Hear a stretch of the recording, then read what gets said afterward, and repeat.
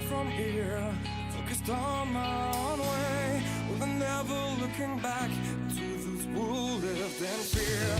There was nothing I could do, there is nothing you said that could make me realize how much lucky I was. Just out of reach of this fire, was not aware of this nightmare, but when I stopped to see through sight, begging for help, begging for hope, just need to open my eyes now, to try to change them to sunshine, to be someone among others. I've got to try to. If I bleed tonight, if I am sad tonight, I don't have a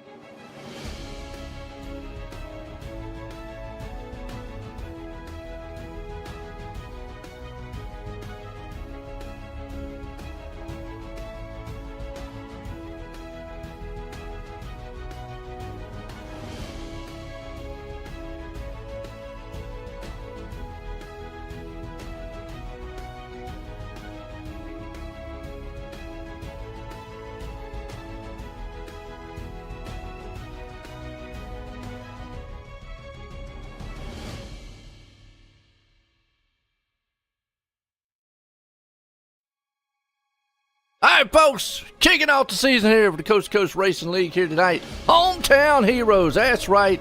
We got the 305s and we got a new track here. Man, Kern County. We saw it last week in the actual charity race we did. But look out here, we got the Fast Line Racing bodies. You want some quality racing bodies from a regional short track champion of Dan Chapman. He's from Clarence, Iowa, by the way. Definitely check him out. Let's look at this grid real quick. As out front, we got Stephen Bixler going to start on pole. Blake Chapman, I mean the man of dirt. He's got dirt gold up underneath his fingertips. Brandon Dittmer there starting third. Cody Graham up in fourth. Jeffrey Barker fifth. Kurt Schatzer in sixth. Kim Fry seventh. And Zach Chapman, he's going to round out the 8th place spot here. So, new track, new season. But not a new other guy up here. What's up, Corey? Hi, Joe. What do you think about this new track we got?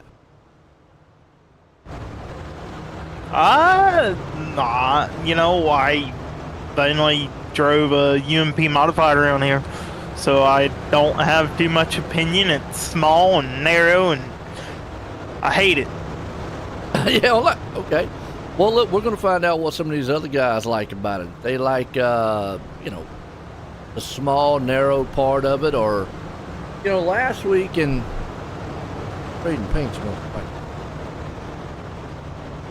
I had to reinstall Trading Paint.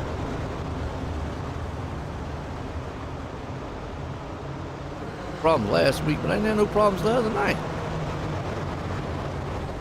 I'm gonna vote. Talk to him there. Well, here we go. We're setting to go green for the first time of the season. Bixler, the mayor, out front. Here we go. Chapman on the high side. He's always been dominating the sprint car.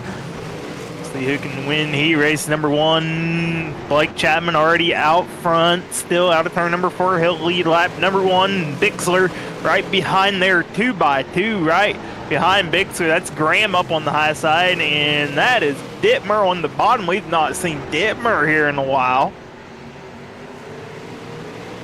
Graham gonna pull away from Dittmer now. Dittmer with the battle from Kurt Schatzer. Schatzer up on the high side, trying to make his way up to the top 3 finishing spot in the heat race number 1, lap number 4 in the books. Yeah, the 3 to go in this one. Like you said, look who's out front already. Yeah, that's what I said. Chapman always strong in the sprint cars, no matter the track. Apparently here at Kern County, he's figured something out. Remember the week 13, he won the 305, 360, did not win the 410. Yeah, and you know what? First guy here, I believe, with the Hometown Heroes. He finished, won all championships. The 05, the 60s, and the 10s. Got it done. He's going to get it done in heat race 1 here. Bixler going to come in second. Graham there in third. Cody Graham's the man on the asphalt side of things. Oh, and we're waiting to see who gets 5th here. Dittmer by a rear fuel tank.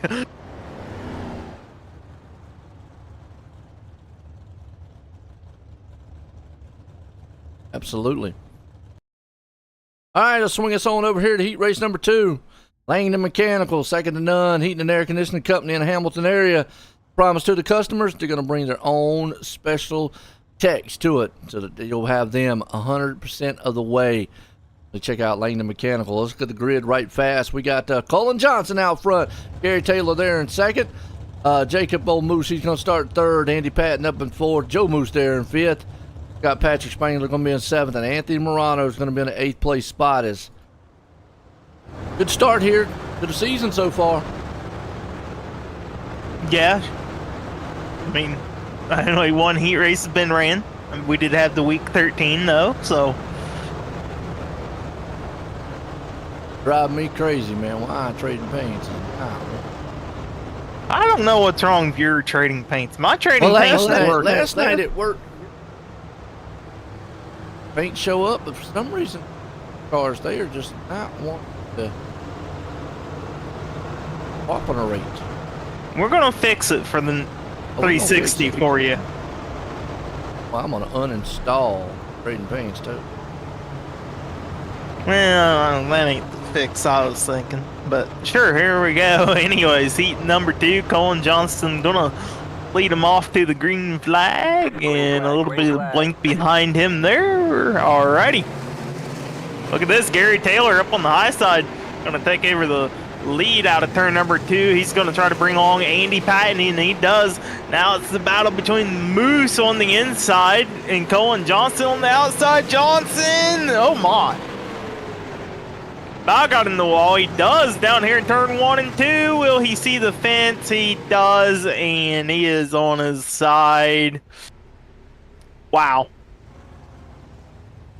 That leaves, yeah, that leaves your front four still Gary Taylor, Jacob Moose, Andy Patton. He's under pressure on the inside. That is Gavin Chatham. Chatham trying to catfish around the bottom. Gotta be real careful, tiptoe around here. It's real sketchy to try to go 3 wide, and they about did. You could definitely go 2 wide in a sprint car. These sprint cars are real narrow, real small, so definitely a lot easier to go 3 wide if you want to. And one of these is especially go 2 wide. You see it. They are using both lanes of this racetrack. On the inside berm, on the outside berm. Look at this. Battle up forward and front. Yeah, Moose in the fence. Oh, no. Man, dead Moose on the track. He flipped it, didn't he? Yes, he did. We have a dead Moose. Gary Taylor wins. Chatham second. Spangler third. And Patton your fourth. Final official transfer. You know, and we talk about, too, you know, Patrick Spangler might be the guy that could dethrone old Chapman. We can get that thing going, but we headed on over here to heat race number 3. Top Notch Trucking. Top Notch Trucking. They're doing all your hauling needs here in the North Dakota area. And if you need some hay bales or water, the service as well, as you guessed it, Top Notch. Let's look at the grid. We got the man out front, Pat Boyce. John Rayner starting in second. John Krupa there in third. Roger Craig up in fourth. G.J. Boydell fifth. Brian Moore up in sixth. We got Bobby Good seventh. And Joseph Grandy starting in there at the 8th place spot. Heat race number 3 underway. And what we saw last week, well, kind of what we're seeing this one is they're able to use the low line and the high line early on. Well, I mean, the track is rubbered in all the way throughout. They only started at 21%, so 30 minutes of practice they were able to get in.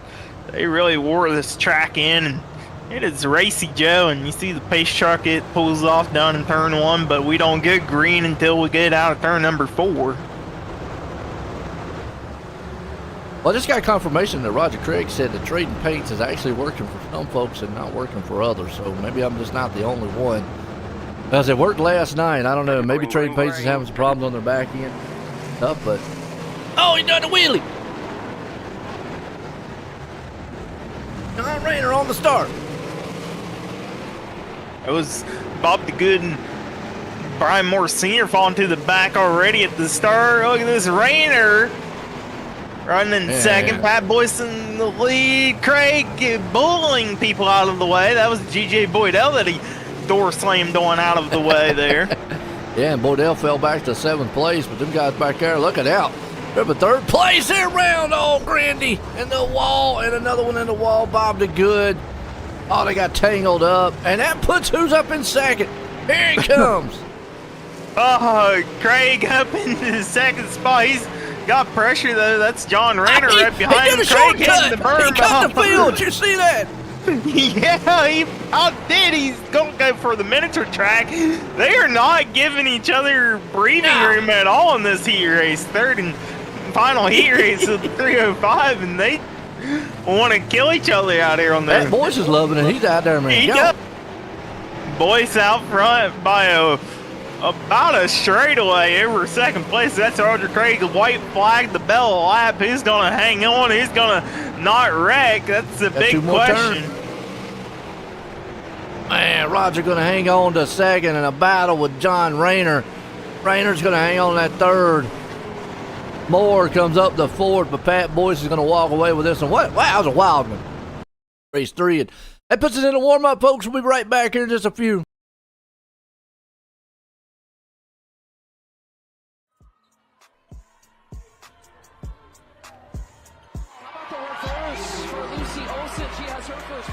Lucy Olsen, talented sophomore.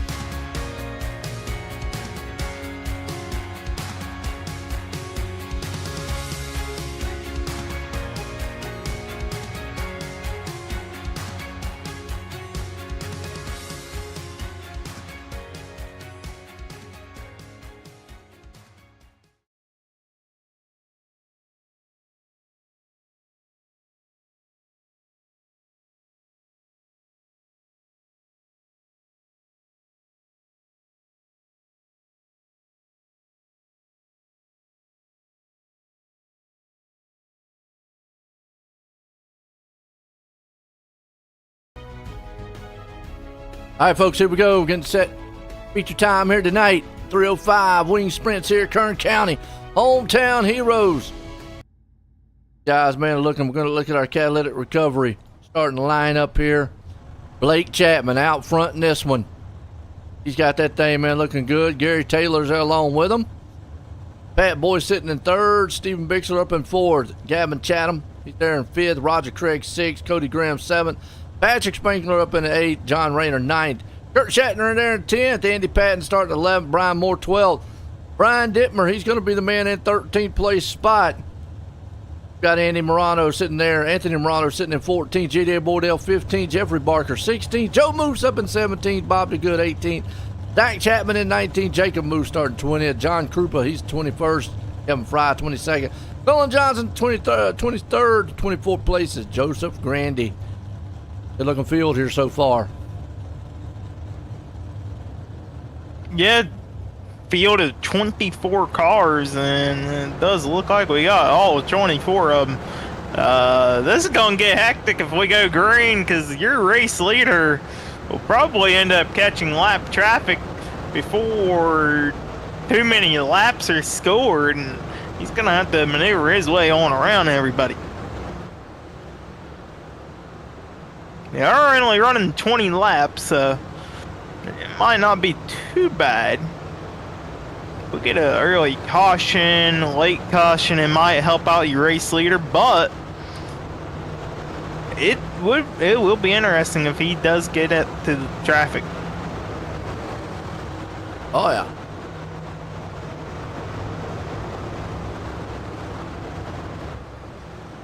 Green flag. And we do have Barney back up in the flag stand, Joe. There's a green flag. Yeah, we do. That's right.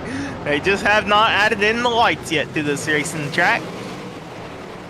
It's Chapman out front leading this thing. Gary Taylor up on the high side trying to hold off Pat Boyce. Boyce, your third heat race winner, trying to hang on to a podium spot to be the first of the podium finishers for the season 305s, but he's got Gavin Chatham now working his way around. He is Chatham up to third, and we have a wreck at the back. Caution. Caution is out. Let's go. We got the Gambler Motorsports caution. Let's see what happens on the Malcolm Mills replay. That's a Brian Moore and Joe Moose. Oh, Moore killed the Moose back here. Let's see what happens. Another way around. Oh, they just got in each other, and then as short as this track here, small, it's a parking lot. Wow. Well, the good news is if there is a wreck on the front stretch, they have a little bit of wiggle room to try to avoid it with the inside track there. Yeah, wiggle, wiggle. And then we have outside pits here if you want to look at Brian Moore on the outside of the racing track.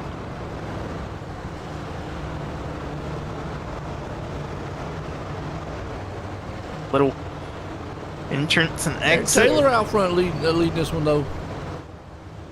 Kicking off, man, the 305s. You excited for the new season, Corey? Yeah, but it's Blake Chapman out front, Joe. Oh, my bad. Well, I was on Gary.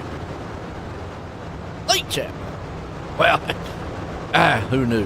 Hey, Gary Taylor is right there, though. He gets started on the outside row. That's where Blake Chapman is going to make him start, choosing the inside lane. Absolutely. Here we go. Side by side. Chapman, Chatham, Taylor, company, green flag flies. Narrow style track like you've been telling us, but there's still 2x2 all the way back, and some beating and banging going on. Got a car man around back there. He was able to hang on to it, but what already? It mayhem throughout the whole entire track. Never mind. There goes Boydell. He's crashing. We're seeing it live. He's in the wall. Caution out. There's no room here. Oh, and Boydell pulls down right in front of Krupa. Like one of these no room style tracks. Well, it ain't quite a chili bowl, but the only difference here is at least you got a little bit of escaping room on the corners. You can hop the berm and kind of escape a accident. And they'll figure it out. They'll get it figured out. I do like the pit road entrance here, though. It's kind of unique to some other tracks here on iRacing. Oh, yeah.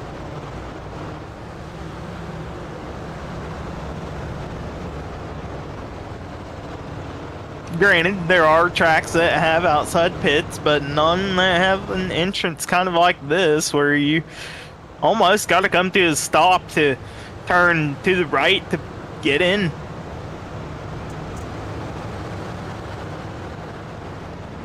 You obviously don't quite want to do that under a green flag condition. You might pull out a yellow. You'd have to pull to the infield track, or at least the infield of a corner.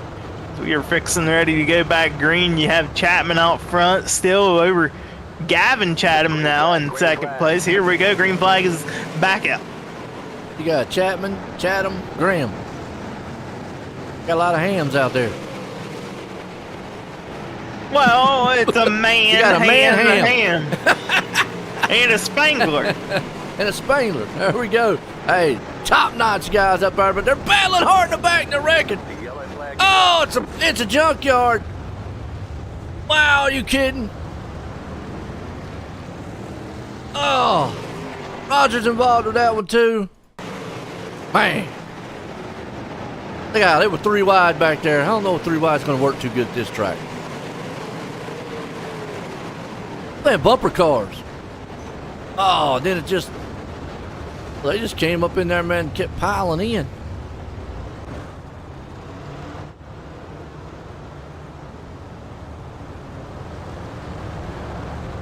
Yes, they did.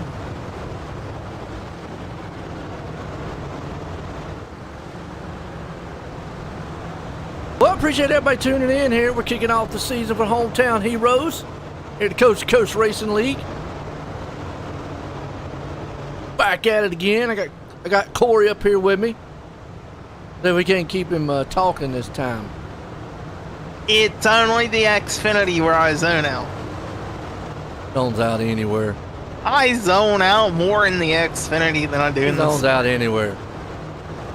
Roger still needs to think about running the infield track here. That would make it interesting. I don't know if we We're could having fit a hard enough 24. Look, hold up.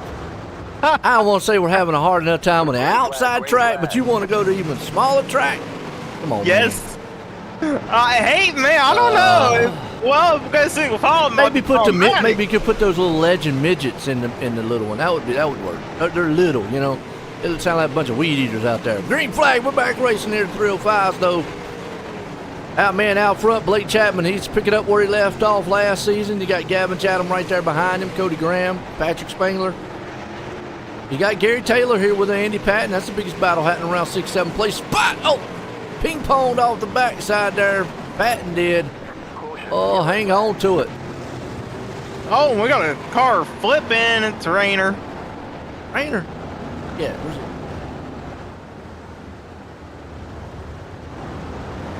Oh, yeah, he lost his wing. He looks like one of them little modifieds now. Caution It's out. a non-wing, Joe. Yeah. Little And a UMP midget. thingies. No, UMP looks like a late model without fenders. A midget is a smaller version of a wingless sprint car. What he's got now. Well, it's half With a big wingless. motor. Well, Let's watch it again and see what happened to him. Oh, he spun right there, came up, got in contact with another car, got in the wall, and then just got obliterated. Understand. Oh, I guess I understand. I don't know. Hey, still. What? Slow down a little bit. Man got ran over. Trying to kill him on the track.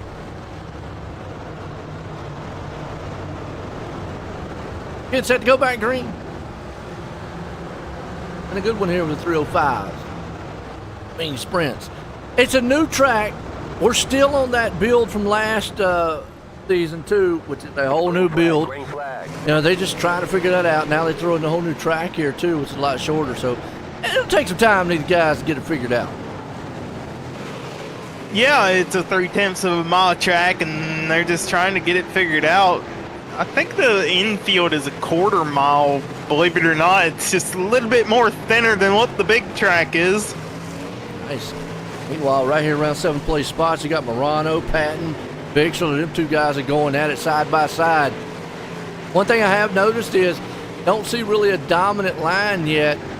I mean, we haven't had a long green flag run to see, but looks like you can run that inside lane, or you can run the outside lane, or kind of like a little slider. We saw Roger Craig earlier. He was jumping the hump there in the middle.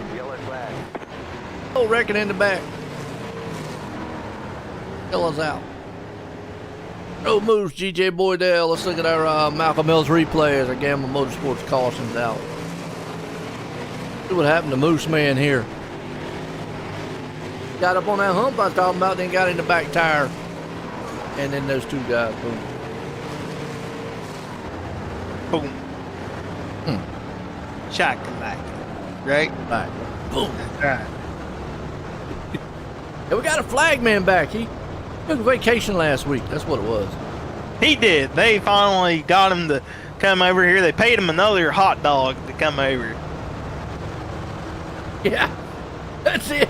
He wasn't getting enough pay for hot dogs. That's what it was. He said, "You know what? I'm striking." He went on strike for a week.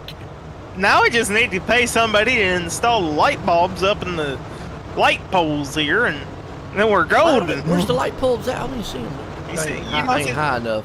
Oh, I see them. Look at that. Well, they got to pay the electric bill around here. That's what. You know, the theory behind it is that they don't have the fan on the electrical box, and it popped the fuse. Ah, okay, I got you. Yeah. Nice. Green flag. Blake Chapman, he's looking to man just start this season off where he left off last season. Chatham right there behind him, though, with Cody Graham. Patrick Spangler, seeing if he can't figure out these 305s. He took the 305s off last season. He said he couldn't figure them out. Now we'll see what he can do here. He's up to 4th right now. He'd like to start this thing at least off on a good foot, maybe with a podium finish. Well, he took most of all the sprint cars off last season and has not showed up till now. He's trying to get this podium spot in the closing laps. You see these cars handling the rubbered up track real good. And another caution at the back. Oh, there's a big one in the back there. Got Colin Johnson back there involved. Craig's involved. Craig went from a good night to bad night. See what happened back here on the Malcolm Mills replay. Colin Johnson. Oh, he started to slide, and then the guy behind him just got into him, and then throwing his wing into the field, and 3 virtual parts.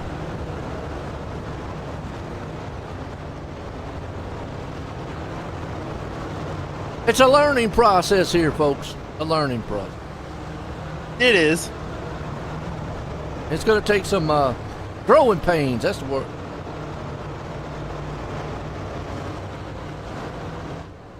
What do you think? I like it. Oh, it's a good track. Tight racing. But I mean, I like these short tracks too. So we get set to go back green. Here we go. Blake Chapman, he's figured his place out so far. Popcorn man himself. Gavin Chatham, got our Flatline Racing Bodies hometown heroes here, kicking off the season, fall season, best time of year. I love fall, September, October, November, December. Awesome. Still Chapman out front over Gavin Chatham. Battle for Cody third. Graham, yeah, look at this. Spangler going on the high side. Can he get it? He'll hold on to 3rd at the line. 2 to go. And caution's out, but that's going to officially keep Spangler out in 3rd. Schatzer. What happened to him? Did he get in the back? No, another car was spun, and he had to hold up, and then he ran over the tires and one that spun him around. Done. Well,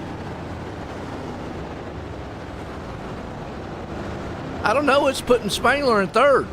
Because he had that lap in 3rd. He did officially have it. Yeah, so normally I mean, you want to talk about timing. Maybe that was the perfect timing because he was able to get that third placement when you said he had that coming across the line, and then that caution came out. So normally, like what I know, you say in dirt racing, if you pass somebody and you don't make a complete lap in that position and the caution comes out, you got to give it back. So maybe just perfect timing for Spangler there. Well, the caution came out right as he got by at the scoring loop, so yeah. Oh, I mean, you can't get more luckier than that.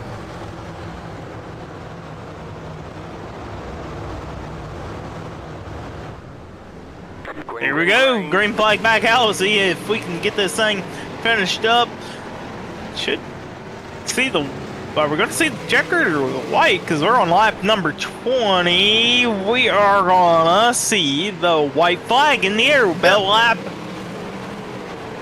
Absolutely. Chapman's got it under control right now, and Chatham, he's behind him. Spangler's got a little breathing room over Graham. Graham's falling off the pace, so those top four, the battle's going to happen back here around 5th and 6th. They're crashing in the back, but it's going to be Blake Chapman, Gavin Chatham, Patrick Spangler, bringing it home 1, 2, 3 here. Kick off the hometown heroes here tonight for us. Wow, what a race. That was awesome. It was.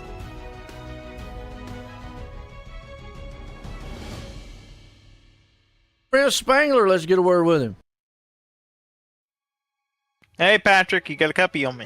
Yep, gotcha. Well, it's been forever since we've seen you on a racetrack in a sprint car, right? Yeah, I raced Eldor a couple times last season, but yeah, I want to try New Kern County. Not bad, I like it. Track was torched though, so it was hard to get any ground. It's just icy all over the place. That's what I was going to ask you about, how you like the track, but man, third here, what did you do to accomplish that? Just trying to avoid the wrecks, trying different lines out. It's only my second race on the track. I raced the matinee races today in the 305s. Yeah, just trying to avoid the wrecks. Knew Blake was going to be tough starting front, but glad to bring it home on a podium here. Absolutely, podium finish. You got anybody like to thank? Yeah, just you for the awesome broadcast each week. Roger on the league, Triangles Racing, Dittmer, Birthday, and Wilson. Dad, Uncle back home watching, and dude XM Designs for the broadcast. Yeah, folks, your third place driver, Patrick Spangler. Absolutely. Hey, I want to bring the winner up here and get a word with him. Sure. Blake, you got a copy on me? Yep, I got you. What's this, 3 of 4 on Kern County for you? Yeah, I think this track is all right. It was definitely different tonight. I don't think anybody's used to having to pedal it this much in the 305s. Usually we're flat-footing it all the way around, but you could barely touch the gas in these things tonight, and that made for a pretty interesting race, and clearly some guys couldn't handle it too well. We had quite a few cautions there, unfortunately. Hopefully that gets cleaned up for the 360s. Well, man, I mean, you're able to pick up the race win, but it came with a lot of endurance there with all the cautions. Does that change how you drive and how nervous you are? No, maybe it does a little something to the nerves, but yeah, because regrouping and just getting all tight again, it makes me kind of nervous. But yeah, I didn't think the lines were going to change too much. I wasn't worried about anybody going up top and doing anything, but definitely somebody could hit the bottom in 1 and 2 pretty well. I felt like I was struggling a little bit in 3 and 4, so maybe they would have been able to do something. But yeah, hopefully we can just clean it up for the 360 race. And before we send you off to the 360s, you got anybody like to thank for your win? Yep, I got to thank my parents and grandparents for watching and supporting, all the guys out of the Krite Sim racing team and the Can-Am racing team. I got to shout out Galen's Gourmet Popcorn. You can head over to their website and use code CART checkout to get 15% off some of their delicious popcorn. And I got to thank you guys for putting this on. Yeah, folks, your race winner, Blake Chapman. Absolutely. I'm going to bring this man up here second place. Gavin, go ahead and booth. You got a copy? I hear you guys. Well, man, you was able to hang on to second. How you feel about this Kern County track? You know what? I was just talking about it to Patrick a little bit there, and it's definitely it's very technical. It gets slicks off pretty easily. It seems like pretty quick. So you guys got to be really patient. It gets really slick, so you got to be really patient with the throttle and just be smooth and make sure you get your wing adjustment right. You want to put it in the right spot. You don't want to have the car too loose, but you don't want the wing too far back to make the car too tight. So just real technical track, it seems like, and everyone's getting used to it, obviously, with it being new, so we'll figure out some new stuff and new lines and stuff like that. But all in all, good race for us. Looks like we picked up right where we left off last season with me and Blake running 1 and 2, which is just good. I feel like he was really good in 1 and 2, and I felt like I was really good in 3 and 4. So I think it would have been a good race. Unfortunately, we couldn't get really going there. We'd only get a couple laps and a caution would come out. So I wish we would have been able to race a little bit. I feel like it would have been interesting to see which end of the racetrack or which line would have prevailed. But all in all, it's second place, which we'll take it, which is a great start to the season.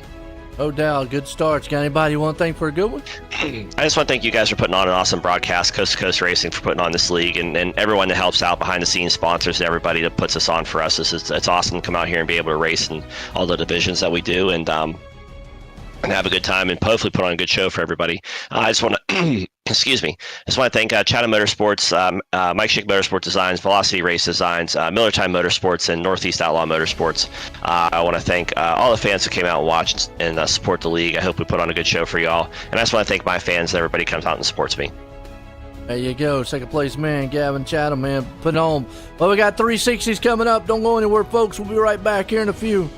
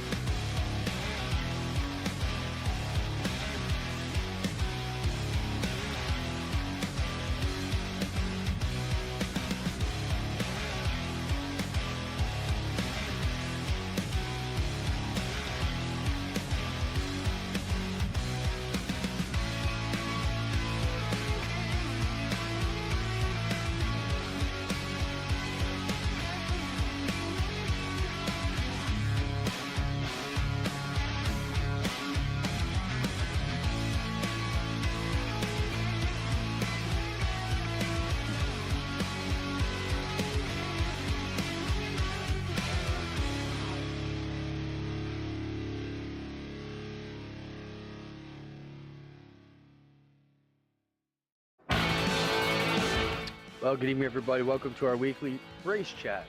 Adam Ross and Clinton Jeffrey are live and interactive every Tuesday night. Rivals Race Chat is your home for race discussion, debate, news, interviews, and more. They'll even take your questions and comments live on the air and talk to some of the newsmakers each week. Tune in every Tuesday night at 8 p.m. on GeForce TV.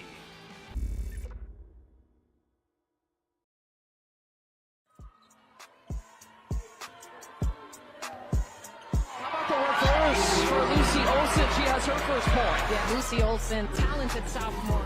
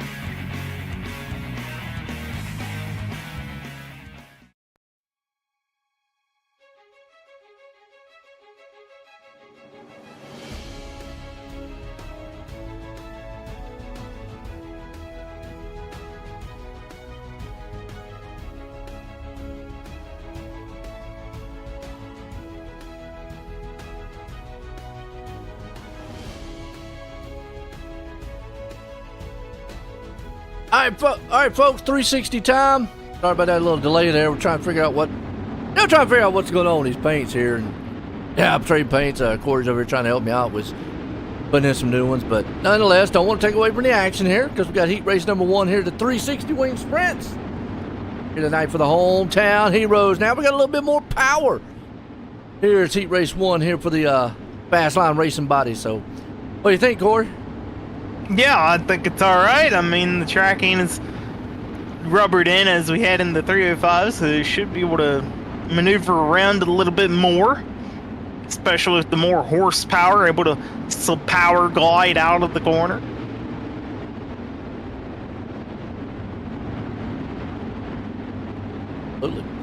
Here we go. Race number 1 underway. 360s. Green flag. We're racing. Yes, we are. As Gavin Chatham leading down in turn number 3. Jeffrey Barker there on the inside. He's got Kevin Fry up on the top shelf trying to figure his way around this 3/10 of a mile track. And look at this. Jeffrey Barker trying to battle up front as well, too, for the race lead. They're 2 wide. Almost thought about 3 wide. Oh, yeah. Looking strong so far. And you got Chatham right there out front. Again, he looked really good in the 305. Barker right behind him. Fry's there with him. Boys, Blake Chapman's trying to run through the field. Remember last week he said he wanted to try it in the back and see what he could do coming through the field? Well, here you go. We'll see what he can do. Yeah, absolutely. Chapman trying to make his way up to a good starting spot for the feature event. Right now, he would be starting in the, if I can do some math real quick, around 13, I do believe. Okay. Strong running for Gavin Chatham out front. He's going to put it on pole here tonight for the 360s. Barker's going to be in second. Fry's there in third. Chatham's going to start back in 4th place in this in heat race 1. So good one. They kick us off here for the 360s. I'm going to spin it on over here. Heat race number 2. Langdon Mechanical. Grid real quick. Colin Johnson out front. Andy Patton there in second. GJ Boydell third. Bob DeGood up in 4th. Zach Chapman, he's starting 5th. Mike Cranmer up in 6th. Brian Dick in 7th. Patrick Spangler, he's going to be there in the 8th place spot. Go.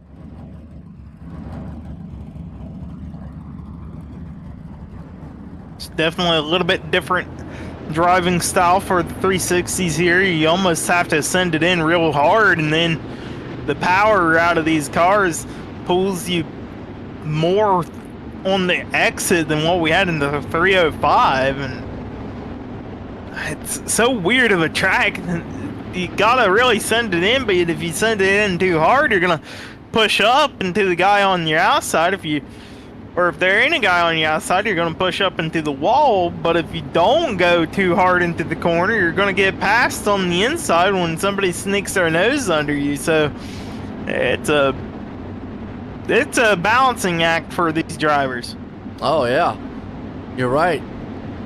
Now, with the 360, knowing you got a little bit more power, you're probably going to, I don't know, be a little bit more ginger on the throttle. Let's say it that way. Now, remember, Chapman and them was talking about that in their interviews. So we'll have to see how that acted. Heat race 1 was pretty good as Colin Johnson's out front. Meanwhile, battle's heading on for around 4th and 5th.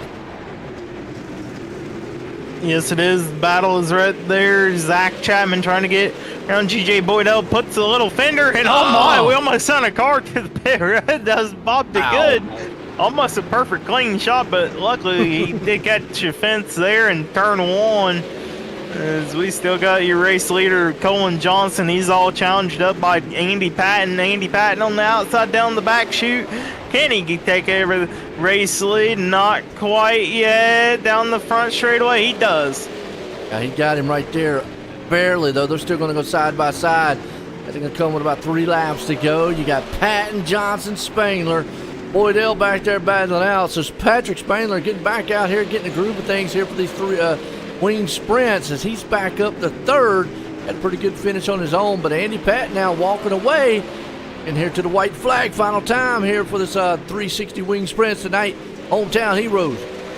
You see Spangler, he really backs the car up to the Jersey barriers on the outside and gets that big run down the back straightaway, and that is what's helping him move up the field as Andy Patton's going to pick up the heat race 2 win. Spangler 2nd, Johnson 3rd, and Boydell in 4th.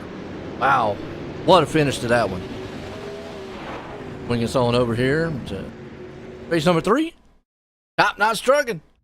Look at the grid real quick. Brandon Dittmer out front in this one. Stephen Bixler there in 2nd. Roger Craig up in 3rd.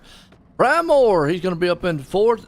Anthony Morano starting 5th. Daniel Vault there in 6th. And Jacob Moose going to start in the 7th place spot. Woo! I think the 360s we're seeing with these here, Corey, is they know it has more power, so they're throttling it a little more. As opposed to 305s, I think they were in that mentality of, let's try it wide open, and they found out real quick that even with the 305s, you couldn't do that. Well, I mean, the track was also a lot more slicker in the 305s than it is right now for the 360s, but as the races go on, we'll probably see a track very similar to the 305s for one of these higher powered machines, whether it be the 360 or the 410. Yeah. It's allowing for the outside, especially in 1 and 2. Look Even out on the for slickness, that. though, with the slickness you talk about, still, you got that more power. You got to compensate for that. You get set to go green.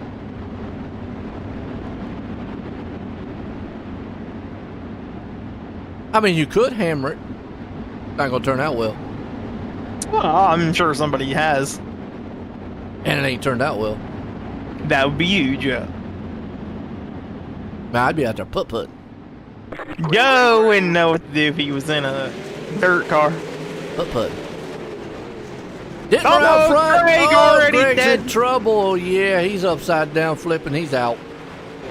Meanwhile, big battle happening up front here. You got Dittmer, Bixler, Morano and company. Morano just goes in, gets slammed, and Bixler hits the big donuts there on the infield. Done him in. Dittmer out front. You got Moore coming up here in second. Jacob Moose hanging on the third. He gets punched in the back. Yeah, they are definitely not giving an inch here. They want to keep shoving and banging each other. And Brian Moore Sr. once again into the left rear of Jacob Moose. They're able to keep on going. Halfway through heat race 3. Maybe they think they're still in that demo derby race from last week. They might be. I mean, it is a little bit crazy out here right now. As you see, Jacob Moose is trying to run down your race leader, Brandon Dittmer. You see both of them running very high up in 1 and 2. They run top in 3 and 4. Moose a little bit higher right there. He's going to get the momentum, run down the front straightaway. White flag in the air. Who's going to get it? Moose into turn 1 with the slider. Cross 2 more back turns. Dittmer. Dittmer, Moose, got it. The drag race to the line. Nope, he's going to hang on. Dittmer, Moose. Man, what a race. That was good. Brian Moore hangs on third. Woo! That's a warm-up, folks. We'll be right back here in a few.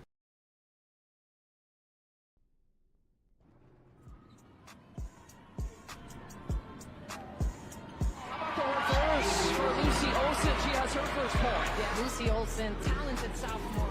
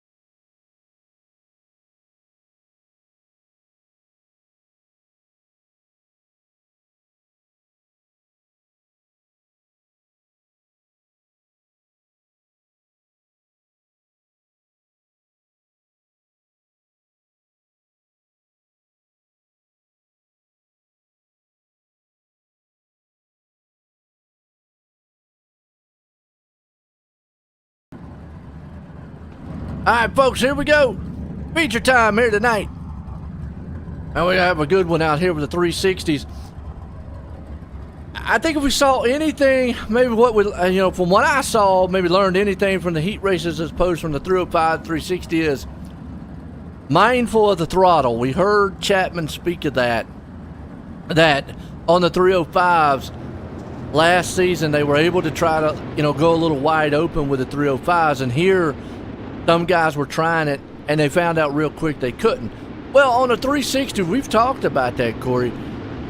You don't go wide open on a 360 anyway. So, maybe that transferred over to why we didn't see as much activity on the 360s as we did with a 305.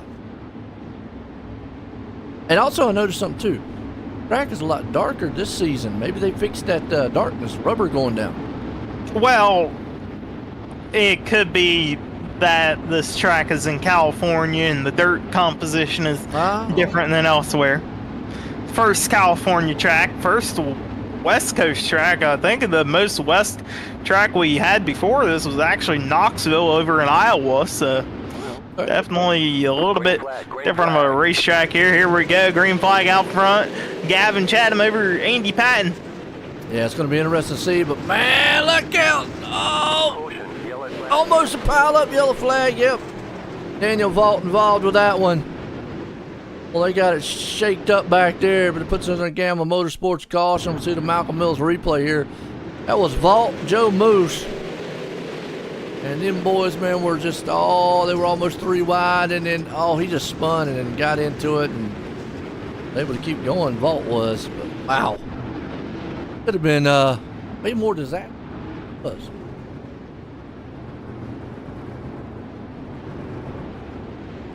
Yes, it could Wow, have. start. Especially at the back and at the front with Dittmer going around. Dittmer got lucky with the yellow.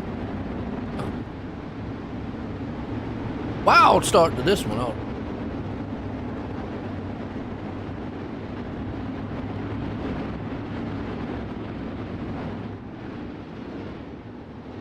Well, I guess the news in this one would be, look where Blake Chapman's at. He's in 10th. So he's going to have to come through the field here. We don't see that too often. Yeah, and I was close on the guesstimation where he started. I said 13th, but he started 10th. So 3 spots better than what I guessed. Hey. Well, we'll see.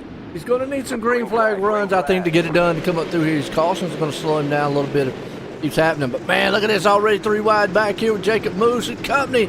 Oh, it's mayhem in the far back there. Well, there's one thing about this track. They're using up every bit of it, the whole inside and everything. Yeah, absolutely. The multiple grooves on this track, and look at that. Using the top side of hump, too.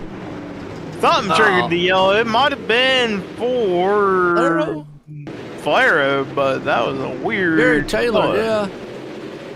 We'll watch back here on the Malcolm Mills and see what happened. He went in, and that thing just got awful tight. We saw that thing go straight up the back.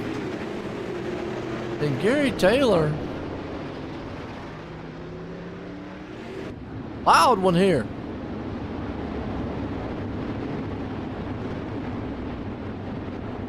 What I was talking about is that these guys, man, they're using up the top side of that hump. They said that's an extra part of the track. I can just go through it. Yeah. I guess that would be another way of doing it there. There is no donuts there, so I mean, why don't you just try to jump that thing like a Dukes of Hazzard? Well, I mean, if you jump it too quick, then you're gonna end up damaging your car on the landing. These cars aren't made to go up in the air, Joe. But it looked cool.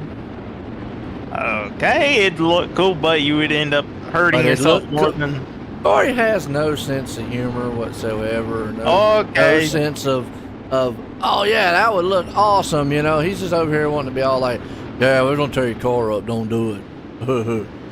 Oh, green flag. Chatham out front. Dittmer, Patton, Spangler. Man, Blake Chapman though back there stuck in traffic.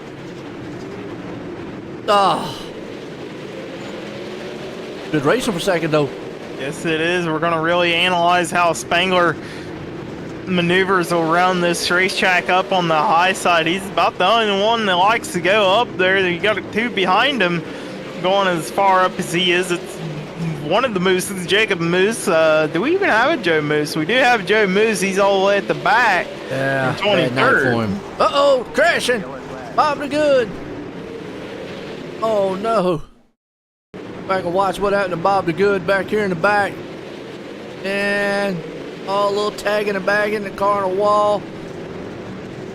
And then just three cars got together. Wow. Then he bumped him in the butt.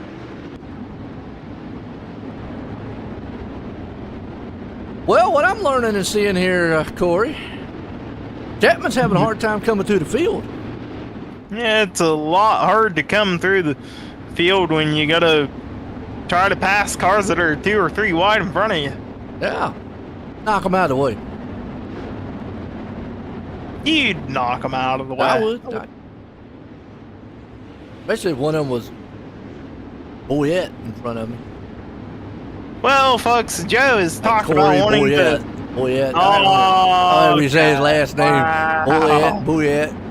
Booyah. Okay, well, anyways, folks, Joe always Tell him how you wanted say to your last name. one-on-one me on Tell him how you iRacing. say He your last still name. hasn't done it. Tell I him how think you he's say your last scared. name. I'm not Tell him going how to say, I know. We're Well, going come on, green everybody here, knows Joe. mine's white. Come on, tell me your last name. We're going green. Here we got Chattenmouth and Patton second, Dittmer third, Spangler his name fourth, up on the Clark screen. fifth. You'll put my name up on the screen. Uh-huh. How you going to do that? I got skills. Green flag. Chatham out front, Patton, Dittmer, Spangler hanging on the forward. Barker Moose here with him. Blake Chapman's trying. He's right there in that 7th and 6th place spot. He's going to thread the needle in the middle, and he's going to take a 2 for 1. He moves it up to 5th. That's what he's got to do. The problem is the caution came out, and I think he might have to give it back up. We'll see here, but Mike Kramer involved with this one. Got a Malcolm Mills replay here. Let's see what happened to Kramer back here on that low line. And, you know, that there, I'm watching some of these cars when they go in. And it's interesting what, like, Chapman and him said on the last race about the wing and all. I'm starting to really see it.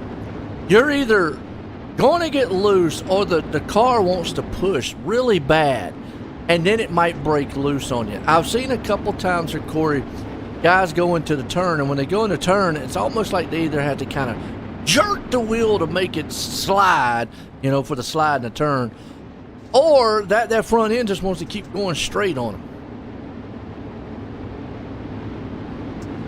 Yeah, absolutely. I mean, you know, you get sideways and it doesn't want to turn at some points, and at other points it just turns way too much, and you just got to find the perfect balancing And, you know, act. that's a hard thing to figure out too, you know. I mean, that's one of those, you know, one of the worst things for drivers who are set to go back green here to 360 Wing Springs Hometown Heroes is push loose. I mean, that is something that a crewman probably tells their driver, there's not a lot I can do. I can fix one or the other, but I can't fix both at the same time. And usually you have to end up maybe backing a turn up or doing something on the track. As out front, you've got Gavin Chatham, Patton, Dittmer, and company. The big battle's happening back here around about 4th, 5th, and 6th place spot. Barker pays the price for it. He's up on top. Chapman's trying to see what he can do. Man, it's a battle back here.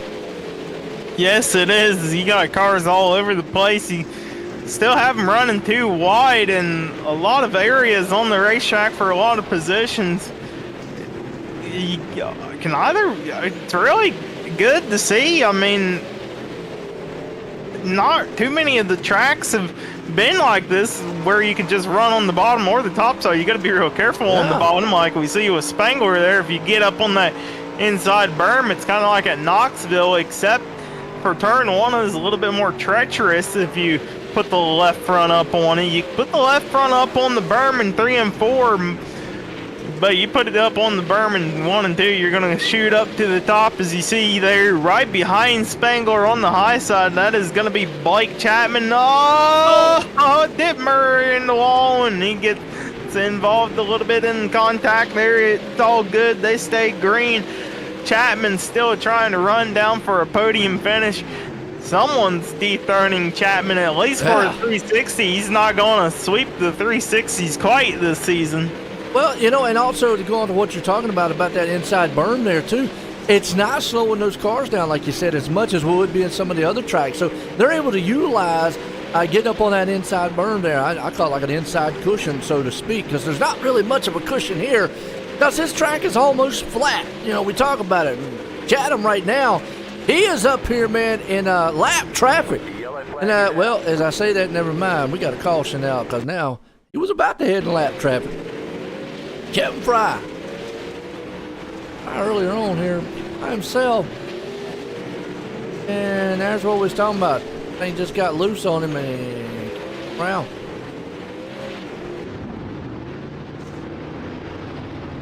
Chatham, man, was gaining on the field. The caution there saved him a little bit. It's actually probably what helped Blake out.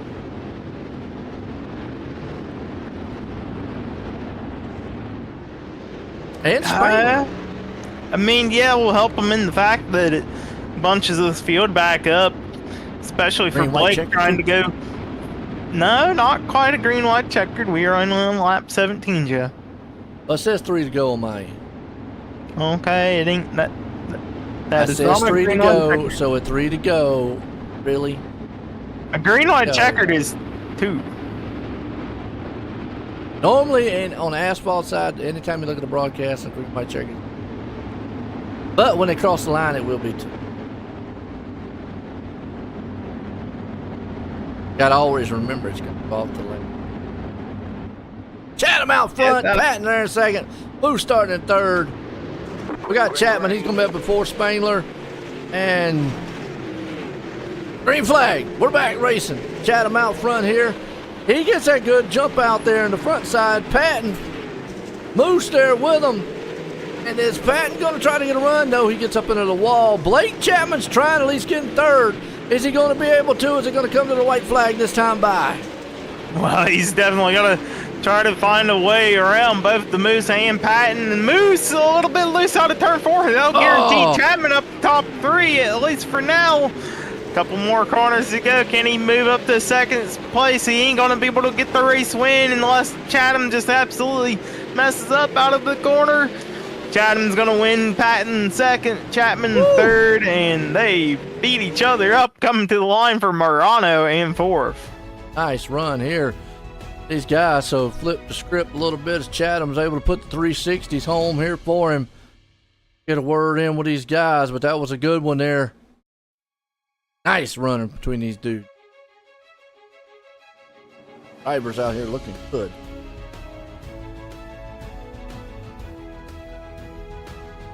Patton had a good run. Yes, he did. Blake here, let's get a word. Hey, Blake, you get a copy on me? Yep, I got you. Well, man, you wanted to go through traffic on this racetrack last week, but this week you finally got your chance to come up through a little bit of the field. Talk us through that. Yeah, kind of the opposite of how the 305s went drawn-wise. Drew dead last in the heat, but I felt really good in the heat, passed quite a few cars, started 10th, and just was staying out of trouble for the first half of that race. And then we got to that really long green flag run in, and I was just really getting it dialed in. I was feeling really comfortable with the lines I was running.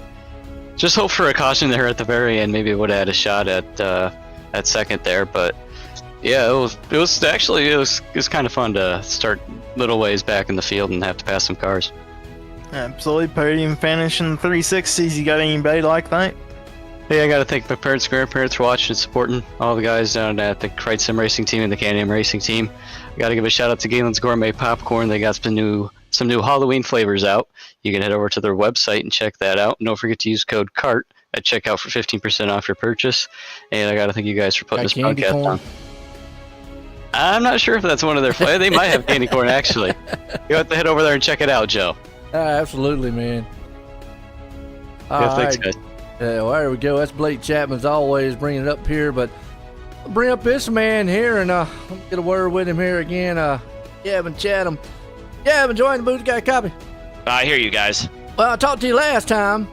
Wasn't in Victory Lane. This time, what changed? I mean, how was that 360s as opposed to the 305? Obviously, a little more horsepower, so you have to be even more smoother, getting that wing angle or pulling the wing back, getting at that at the right angle, and just being smooth on that throttle. I was just talking to Andy, and that's what we were talking about, the throttle control that you needed for here. And we had a nice green flag run there for a while, and we were catching the back of the field. And I just got to, I think it was Gary Taylor there in the back of the field, and the caution came out. So that was beneficial to us. We got the clean racetrack there for the restart, which it's tough to do, especially on a track like this where you have to be so smooth. It's definitely the leader's advantage for sure. So, but heck, it's been a good night for us so far. We got a second. We'll pick up a first here in the 360s. Just we'll keep rolling with the momentum. Oh, no doubt about it. Like you said, out there looking good. You got anybody you want to thank for a win? I just want to thank you guys for putting on an awesome broadcast. I want to thank Coast to Coast for putting on an awesome league, and everyone behind the scenes that helps, and all the sponsors, everybody that helps with this league. Thank you for putting us on and letting us come out here and do this and race and have a good time. I want to thank Chatham Motorsports, Mike Schick Motorsports Design, Velocity Race Designs, Northeast Outlaw Motorsports, Northeastern Outlaw Motorsports, and Miller Time Motorsports. I want to thank all the sponsors. So I just want to thank all the fans who came out and watched. Hopefully it was a good show for you, and hopefully the 410s are even better. And I just want to thank my fans for coming out and supporting. Yo, winner tonight, Gavin Chatham in the 360s. Bring up old Andy Patton up here and let's get a word with him. Yeah, hey, Andy, you get a copy on me. I got you, Corey. How you doing, buddy? Well, you started second, finished second here. Talk us through that race. How you like this track? I'll tell you what, you got to be smooth. You got to be real easy on the throttle and just run real smooth laps, because when it gets black like this, man, you're just all over the place. Absolutely. Go ahead. I had nothing for Gavin. I mean, I wasn't going to catch him. I kept seeing Blake coming up on me and Patrick. I'm like, oh, let's see when they get by me. I was just lucky enough that last caution came out. I really didn't need to see that because we had gapped them a little bit. But we were also coming up on those lap cars, which was going to be a problem. So, well, absolutely, yeah, man. I'll take it. A fifth in the 305s, and now a second in these. It's a good start to the season. Yeah, man. I mean, doing pretty good. You gonna show up for the 410? Yeah, I'm gonna try them. I don't know. I don't race them very often, but yeah, why not? Give it a shot. Have you ever driven a 360 or a 410 before? Oh yeah, lots of times. All right. I just don't run them. I mean, and this track is totally different. I don't know how a 410 is going to run around here. You're really going to be pedaling it for sure. Well, we wish you luck. You got anybody to thank here before we let you go? Yeah, I want to thank Inferno Motorsports, my team, and Chris Schaefer is the head of that group, and it's an outstanding team. M9 Setups Shop for the setups they give us for opens, and for Bob Everson for doing my paint on my car. I appreciate it. And to you guys and to Roger for putting on such a great league. Absolutely. There you have it, folks. Your second place driver, Andy Patton. Absolutely, man. And it's a good one here, but we got some 410 wing sprints coming. Folks, stay tuned. We'll be right back here in a few.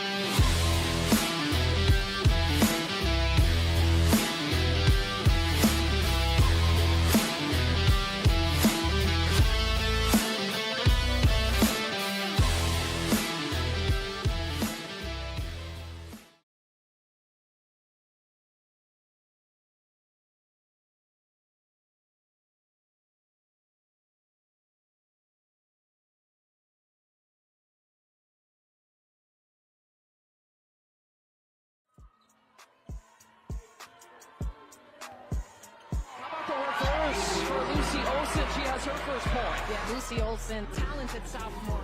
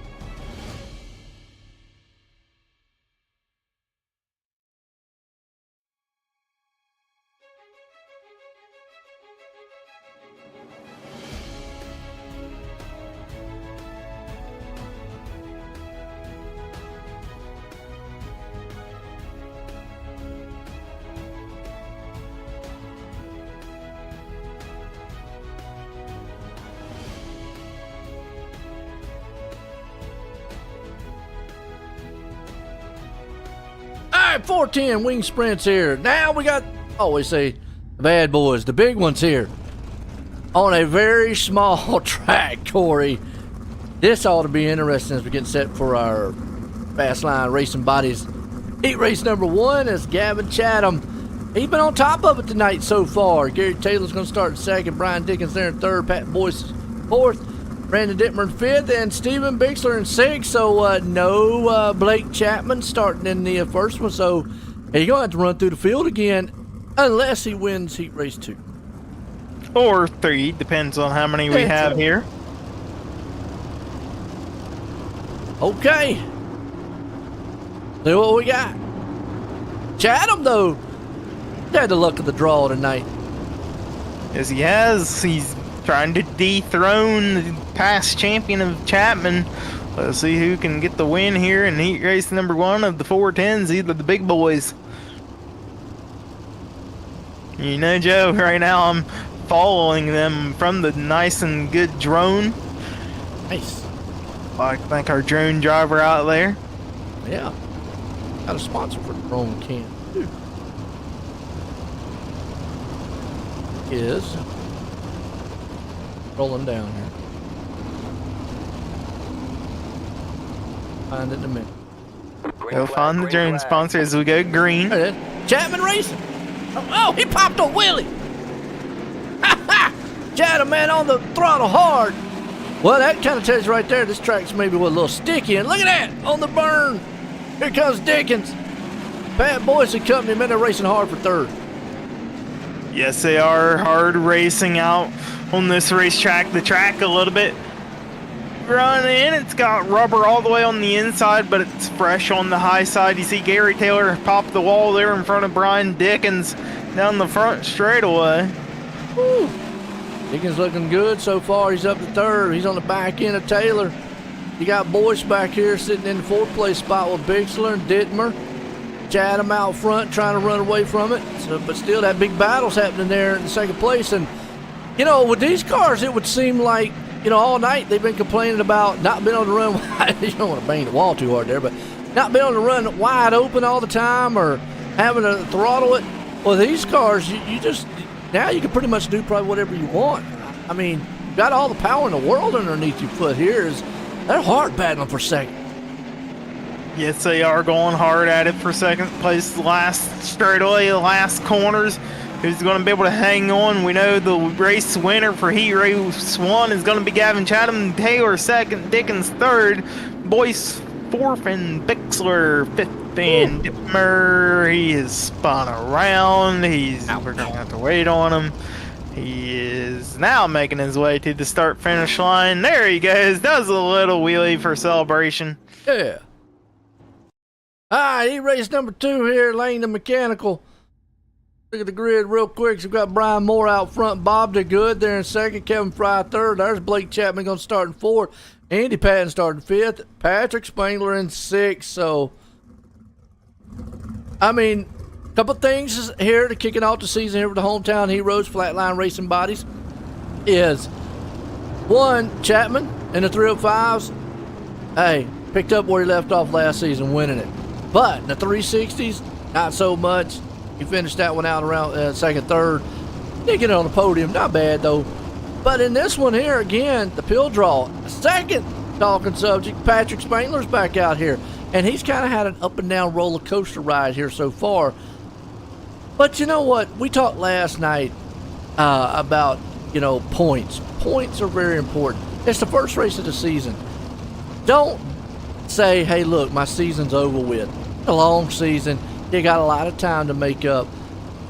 It's kind of a kicking the tires type of race.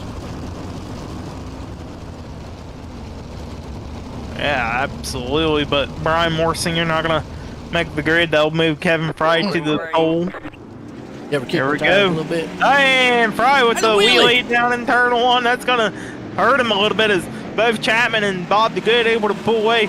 Can Chapman, if he wins, he's going to start second. That's going to hurt him as he loses the wing. Oh, no. Wow. I can't believe Fry took that thing in there. Man. Boy, there ain't going to be no popcorn celebration between them two. Well, Fry was trying to make up for popping the wheelie on the green flag, just sending in a little bit too hard on turn 3 into Chapman, and Chapman paid the big price as he is wingless on the front end of that car. He's going to have to come deeper in this race than what he did in the 360s. Trying to rough up the leader, too. Yeah, look at this. Fry trying to pass Bob DeGood, not letting it happen too easily as he's up on the high side, hits a slick spot in turn 4. He'll give up the position to Kevin Fry. Now the battle is on for 2nd. Bob DeGood pushing.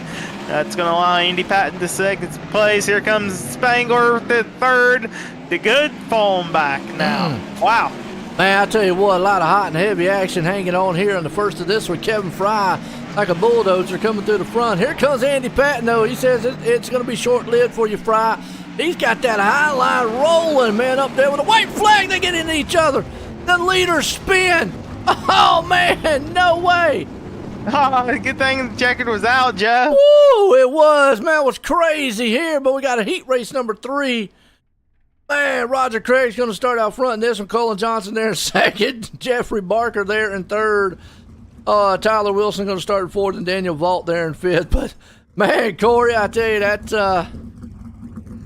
Patton was making that high side work.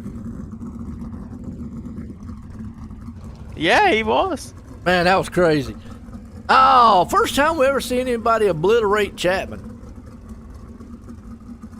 I guess that's one way of slowing him down. I guess so, but look at who's on the pole. It's your favorite driver, Jazza. Roger Craig. Looking Craig. good. There it is.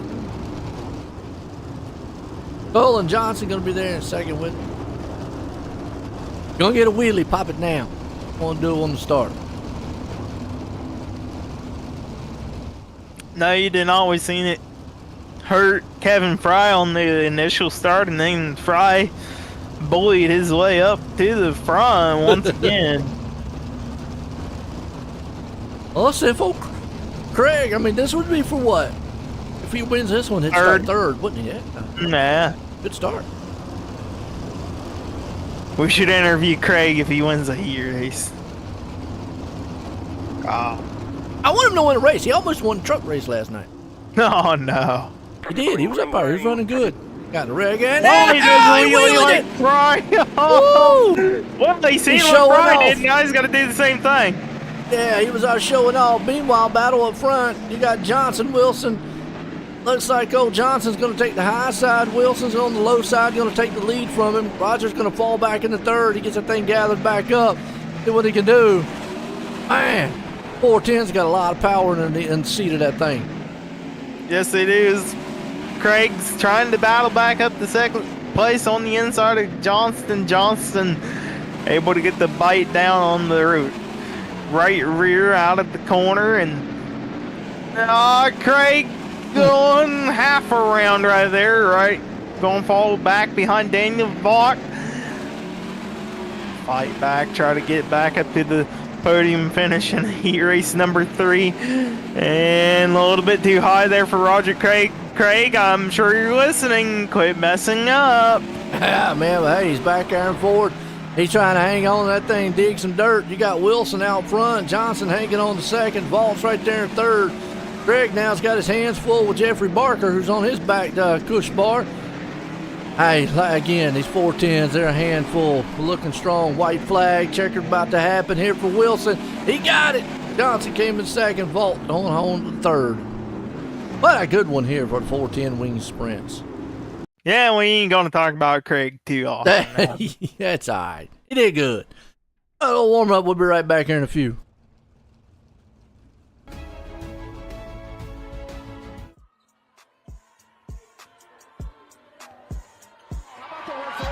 For Lucy Olsen, she has her first point. Yeah, Lucy Olsen, talented sophomore.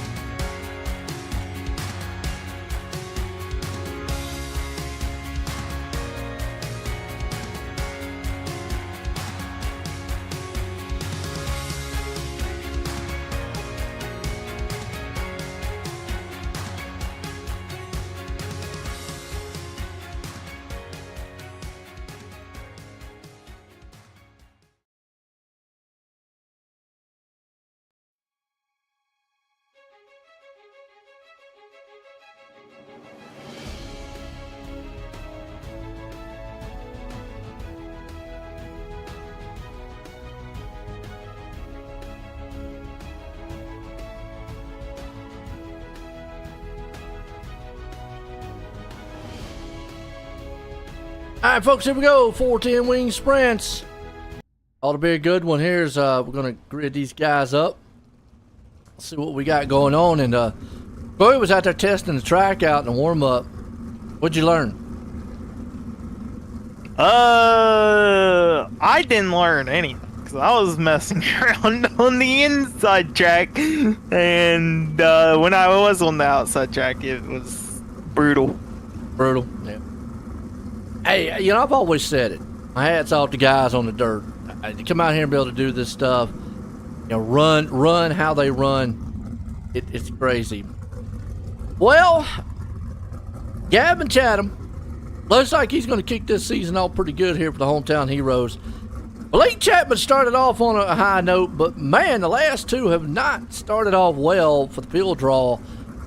We've talked about that numerous times on how it can be a good thing and a bad thing for, you know, drivers. Back there in 13th, marred in traffic here on a car that, yeah, you've got a lot of power, but this car probably could be real easy to overdrive too. Yes, it is. Anyways. Yeah, you can definitely overdrive this car. I mean, with all the horsepower in it, you can send it into the corner and just overshoot it and push either into the guy on the outside or into the outside wall. And with how narrow it is and how small this track is, only 3/10, I'd imagine corners take up a fraction of that 3/10 of a mile. Well, he might get lucky and get a few things come up here. Right now, Gavin Chatham, he's where he wants to be, out front. We got Kevin Fry there with it. Tyler Wilson along. Here we go. Green flag. Already got a car around the back. Bob to good. They're smashing. We didn't get that one off the ground. And hey, green? I guess so. We're staying green, and no caution was thrown. I'm not gonna watch that All one again. cars are off. Yeah. Well, watch that one more time. I mean, I know we're still in the green, but let's go watch it one more time here on the starter. Oh, somebody did a wheelie in the front. That checked up the whole field. They just got side by side. I do not know how in the world that did not throw a caution, but that was crazy on the. Now we got Roger Craig. This one.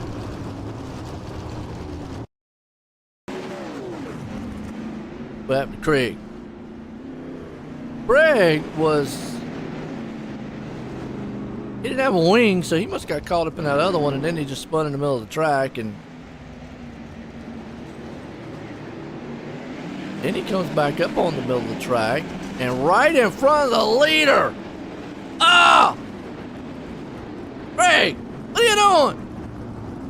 Oh, that was a senior moment right there. Craig gonna go back and watch it. Man, Joe, what are you talking about?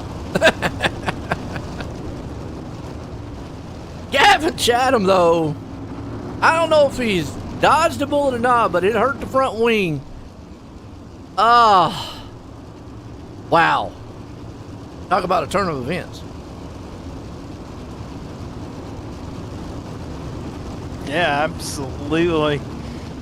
A lot Were you of still in events awe on that happening one? there. Yeah. That was a wild one, wasn't it? Yes, it was. And Craig and Bixler, they've called it a night. Andy Patton, he's one lap down already. Oh, man. Craig having a pretty good night, though, but up and down, man. Can't give him too much harassment over it. That's all right, though. We'll see how much, though, that damage hurts Chatham out front. If it does at all, he's able to get out front and do pretty good so far. Meanwhile, the main battle's happening back here about 6th, 7th place spot. They're still 2x2, 3 wide. You've got Dickens, Johnson, Chapman, Vaught, coming. Oh, never mind. Kevin Fry's wrecking. Andy Patton's involved with that one. Let's see what happened here on a Malcolm Mills replay. As you see, Kevin Fry gets hit just a little bit. Oh! And then he spins it around. Woo! Wild one so far, these 410s. What do you think? Yeah, wow, and one of these high horsepower, 900 horsepower car. That's a lot of horsepower for this little bitty. It is a lot of horsepower. And, you know, I mean, this is what they run out west. Maybe they run 360s, but I no, they believe they run the 410s on this track on a regular basis. Yeah, I mean, for a car it's only like 1,400 pounds, like we said. I mean, that's a lot. And I've always said, you know, these wing sprints, you basically just sitting on the transmission with an engine in front of you and tires and a steering wheel. I mean, yeah, you're basically sitting right on top of the engine. If not, at least you are right on. How hot their feet get. I mean, your feet are right there. The headers. Behind the engine, you got the headers hanging out in the sides with the exhaust pointing towards the rear tires. Almost could catch fire if there was too big of a flame. Green. Chatham, he gets that jump out front. Wilson behind him. Here comes Spangler. He's chewing on the back end. He wants it. He goes up on the berm. They're crashing in the back, though. Well, not yet. Yeah, they are. Boom. Who was that? That was Barker. And no caution still. So are you serious? Barney is asleep. He done went back over to the asphalt. Go back and watch track. it again, though. But yeah, I'm with you. He is. They got the flag man, but not paid him enough, man, this week. I don't know, but right there they hooked up tire. Jeffrey Barker just flipped 3 on top, got back on his wheels. It looked good. Meanwhile, up front, Wilson, he's closing in on Chatham. I'm wondering if that damage on that wing's hurting Chatham's machine right now. Never mind. Be short-lived as Gary Taylor. Man, what happened to him? They lost a wing. Boom, he got in the wall again, and pile drive the tires on the outside, and he done. I'll send a couple of them back to the pit road. Gary Taylor having troubles turning to the right. Gonna have to do a 9-point turn. Don't back into traffic, Gary. Oh, ow. Trouble under caution. Oh, come on. Who'd he hit? Well, Dickens had to take evasive action under yellow here to avoid hitting Gary Taylor. Ended up on the berm on the inside. Did a little kick flip. We're out here skateboarding. Isn't Tony Hawk from California, Joe? I don't know Tony Hawk. Who is Tony Hawk anyways? Isn't he a famous skateboarder? He's a skateboarder, yeah. Yeah. Oh, well, Roger said he was trying to get in the pits. Roger. Oh, I'm we gonna know say this. that. This is funny, Roger. Didn't do a very good enough job. We're gonna have shut to. up, Joe. Roger gonna be out there like, shut up, Joe. What's wrong with you? Green flag. Chatham out front. Wilson there with a Spangler. Spangler trying to move in. He's gonna see if he can't get that second place spot. What a wild night here for the hometown. Yeah, he's been having a good night so far, trying to look for a first win of the season. Not quite up to the race leader. He's right there with second place. Gonna fall back a little bit. Battle for the lead. John Wilson. I'm just wondering if that wing out there. I mean, what do you think that wing is maybe hurting Chatham? It could be doing a little bit, but with how small and how tight this track is, it shouldn't do as much harm to him as if we were on the Eldora again.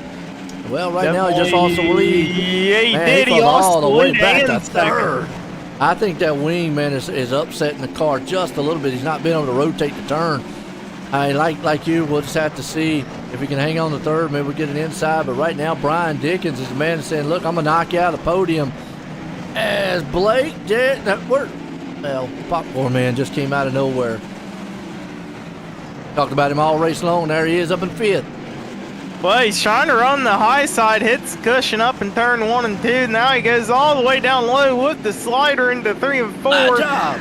Cross back for the Chatham. Blake up in the wall. They don't have any room on this racetrack. I still believe we should run the infield track. It'd be more chaos. I don't know.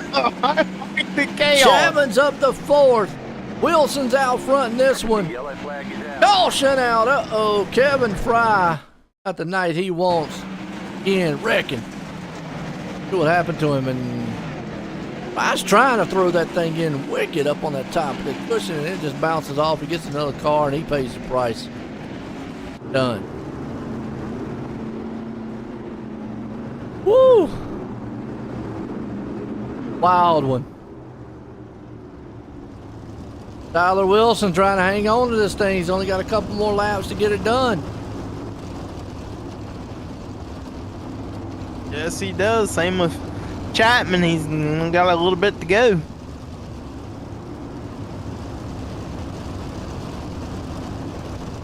And Spangler up to second. So he makes some waves here. He'd like to put this thing in victory lane. Maybe cap off a good start here tonight for the hometown heroes. It'd be a good night here for your front runners, especially Blake Chapman. If he can get up back to top 3, at least he'll have a top 3 sweep on the night. Not quite a win sweep like he wanted. All right, here we go. Pace trucks in. Flag's about to fly. Wilson, Spangler, Dickens. Chapman's hanging out back there in fourth. Doing the power through the field. Wow, it's a green flag out.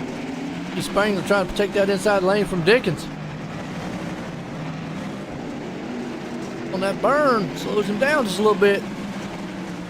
Here to go. Dickens trying to get back up to second place. Spangler trying to hold him off. We're going to see the white flag for Tyler Wilson. Wilson out front. Wilson! Oh, you got the white flag. So one more time, what does Blake Chapman do to maybe try to get a top 3 here? But he's got those two guys side by side. 2 more turns. He's going to have to send it on the high side. Not going to have the momentum. Who's going to get second? Spangler versus Dickens. Dickens third, Spangler second. And no podium finish for Blake Chapman. Wow. But hard charger, too. Yeah. Should be anyway. Spots. Yeah. Spots. That was a good race. All right, Wilson, Spangler, Dickens.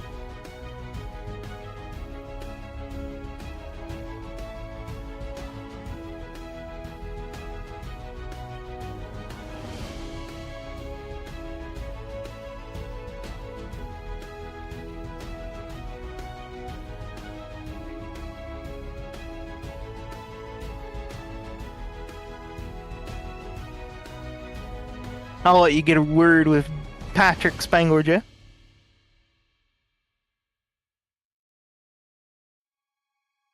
Not yet.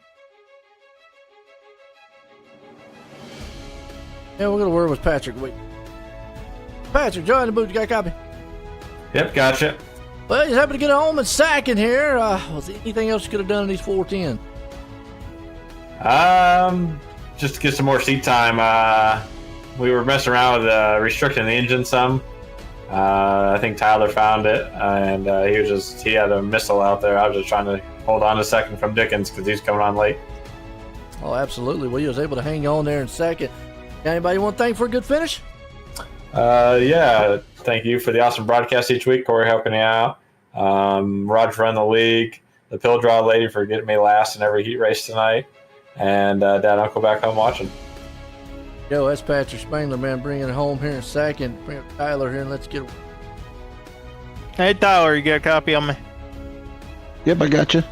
Well, you seem to have tamed the 410 here at Kern County so far. Week 1, you're a race winner. Talk us through that race.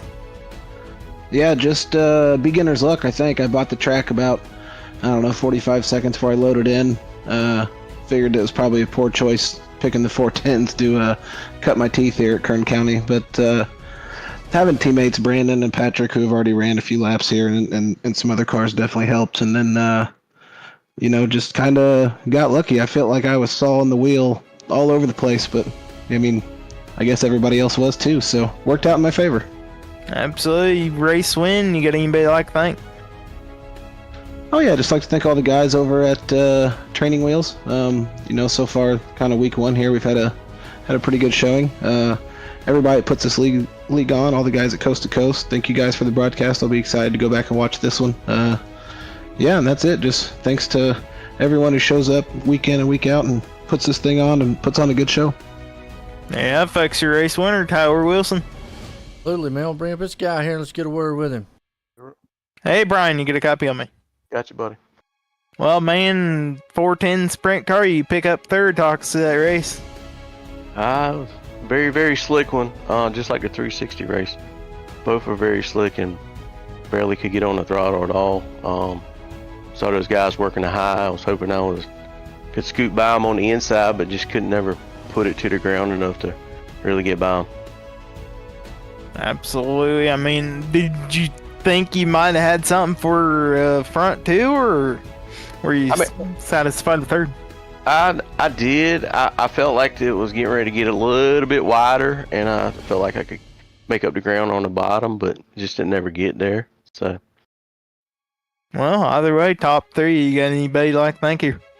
Yeah, I got to thank Hammer Down Racing, Brandon, Kurt, and Joe. Dirt Track Bank for everything they do for us and the racing community. GY6RN Racing Network. Most of the time it's M9 Performance. I still got to thank them. And you guys for doing the broadcast. Appreciate it a lot. It's y'all do a great job. And C2C for everything they do. Yeah, folks, your third place driver, Brian Dickens. Absolutely, man. He's out doing a good job here tonight. As always. Well, folks, hang on to it. We got some Xfinity racing coming up. We'll be right back here in a few.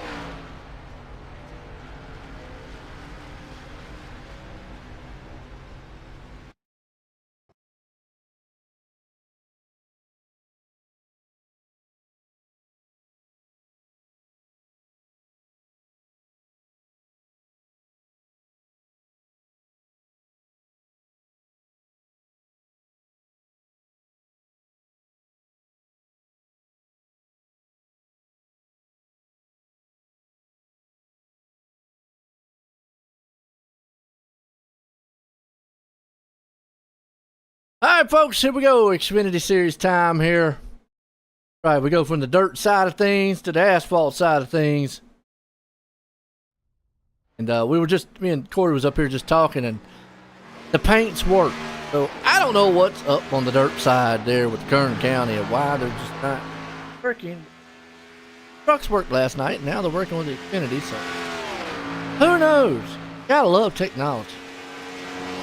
I'm gonna host the server with sprint cars after this if anybody wants to join and see if we can't There's fix nobody that wants to join you. trading paint. Nobody wants to join. Joe might hop on the track with us. No, Joe's not hopping on the track. He's doing false information. Alright, let's Dan see McLaren. who's a quick time here. Wow, McLaren, though. He's an asphalt guy. Looks strong right now. He's out on pole. And look at Roger Craig. Oh, I said Roger there. But then Lance Ripka says, forget about it. I'm putting it on pole. Rainer Owen Johnson. the nickname. Who's that? Yeah, nickname? Yeah, John Rayner. Yeah, is that his nickname? I always see the nickname there, but I've never understood or never really asked what the background is there. Maybe somebody can chime in and let me know on John Rayner. I mean, to me, that sounds like his real name, but what's the nickname? Is it nickname? Is his nickname? Who knows? But right now, Lewis Meglin. Oh, that thing up top. Yes, he does on the pole right now, and that was his first lap, so we'll see if second lap can improve any. If he can be one of the ones up in the 29-second mark, or 30-second mark. The normal asphalt guys right now up front. Light, Ripka, Johnson, McLaren.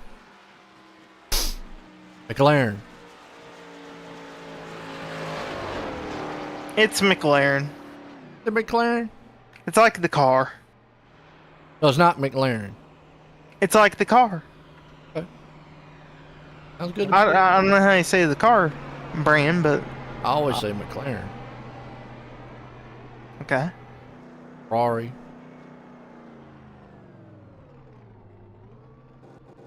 Imagine NASCAR coming out here with those cars. And then somebody putting one in the wall. Right. Whew. Story with the Hollywood thing out there on the side of the track.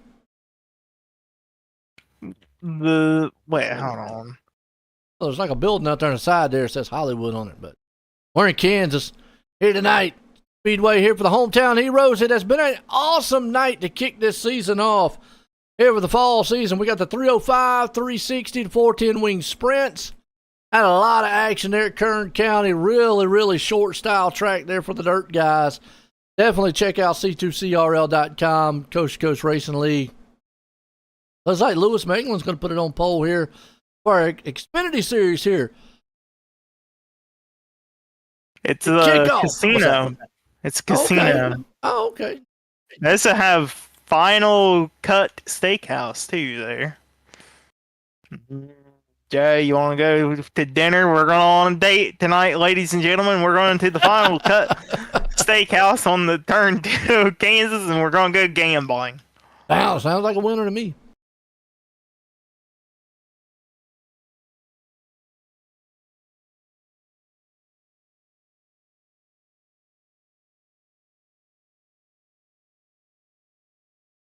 Oh, okay.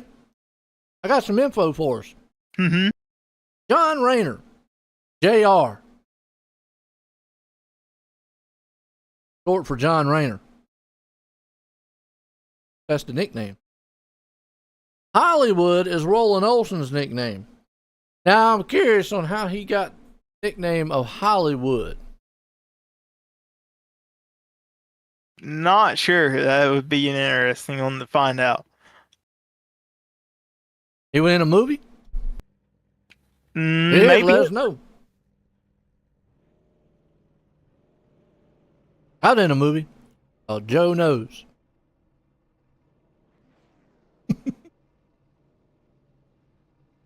Boy, he was in one. It was a French-made movie.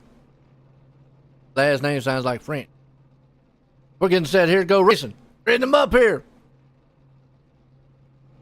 All right, Corey. Nah. Last name does sound French. He is French, and we've gone So over this. You was born in gentlemen. Canada? No, I was not born in Canada. Born in the woods. Born in the woods either. Joe was born in the woods. Oh, man. Meglin out front in this one. And get a chuckle out of it. Bob Light there in second. I hope y'all enjoy the broadcast up here. And just have fun up here in the booth. Calling all this action.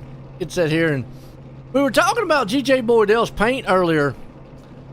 And it said Neil Park.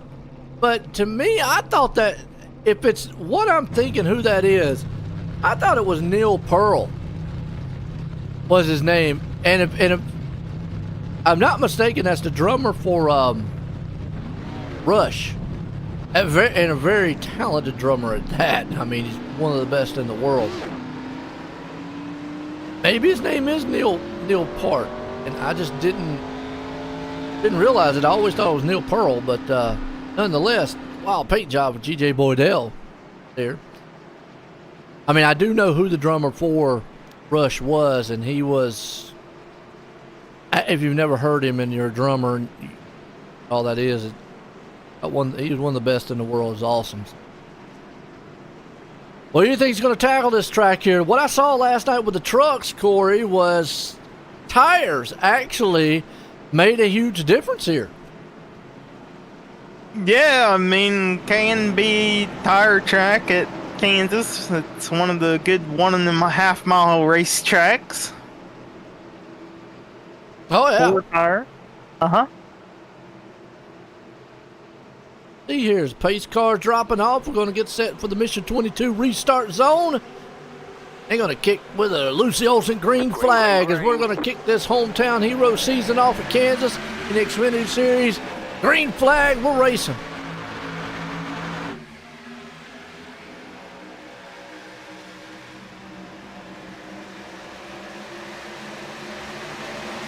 Meglin gonna lead him out of turn number 2 already. Still side by side behind him though for second spot. That's Gripka on the inside, Light on the high side. One of these few tracks that you can run the high side or the low side, especially early on new tire. And we're gonna clock off lap number 1 of 60 for Meglin in the field. Oh, yeah, no doubt. This is going to be a good one so far as Meglin out front leading it. Light's there in second. Meanwhile, back around about 4th, 5th, 6th place spots, you got Cullen, McLaren, Graham and company. Remember Cody Graham, he's the defending series champ here in the Xfinity Series and the Truck Series and the Next Gen Series. So he's the equivalent to Blake Chapman, but on the asphalt side. Yeah, I mean, Meglin always strong, Bob Light always strong. We've seen him run a few times, win 66% of the races. Oh, yeah.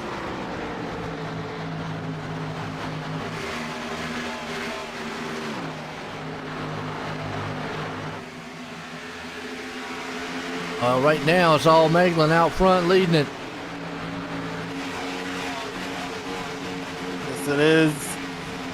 Out front, running up by the wall, up on the top little seam there. You got your top 3. They've all pulled away from Lance Ripka. Lance Ripka has a little bit of a gap back to Johnson. Johnson back to Tate. Zachary Chapman, then you're 2 wide, almost 3 wide thought about with G.J. Boydell. You have Kemper, Cody Graham right there. All up in the top 10. Oh, yeah. Oregon Duck car. He switches up his spec map about every other week. One week it's just a gloss. Next week it's all shiny and metallic looking. But it's always the same paint. Yep, true. Well, the one thing we can see here, and I saw it last night, you can get out front and actually, and I saw it the other night too, you can get out front. Excuse me, not last night. They were at Daytona last night. Earlier in this week, I was talking about last night, but earlier this week did Kansas. What I saw was you can get out here and run your tires off at this track. And it looks like Meglin right now, with Bob Light trying to run him down, it's easy to do being out front. McLaren. Yeah, McLaren on the inside of Bob Light down in turn number 1. Will he pull the slider? Not quite. I call it a slider, but it's a... I guess it is a slider. 1.5 fault. Because he did. It's sliding without sliding. There you go. Meanwhile, back here around 7th place spot, they're still teched up 2x2. You got Chapman there with them. Tate. Kemper. Oh, look at this, Joe. Oh, and he turned him. Ow! Wrecked him. Wow. Lewis Meglin around the leader. Go back here and watch run the caution here. On our Malcolm Mills replay caution. McLaren up front. Oh man, and he loses a hood. He loses a front bumper. Watch that from another different angle. Because it was close. Those two guys looked like one was coming down, one was coming up. They just both was taking same real estate. I mean, to me, I'm gonna call that a racing deal. It was racing. Yeah, I mean, that's one of those too close to call type of things. Unfortunate on Lewis Meglin's part, though. Wow. I mean, if you wanted to sit and say, how do you avoid that? You give more room, basically. I mean, you know, sure, McLaren probably could have gave more room coming on that outside. You got plenty of track to do it. I guess if you want to say, how do you avoid that, that's the only way I could see it done. Other than that, man, and the bad thing is, McLaren's going to have to come in. I mean, he's a modified out there right now. Yeah, I mean, he's definitely going to have to come in, take the one quick fix. Meglin's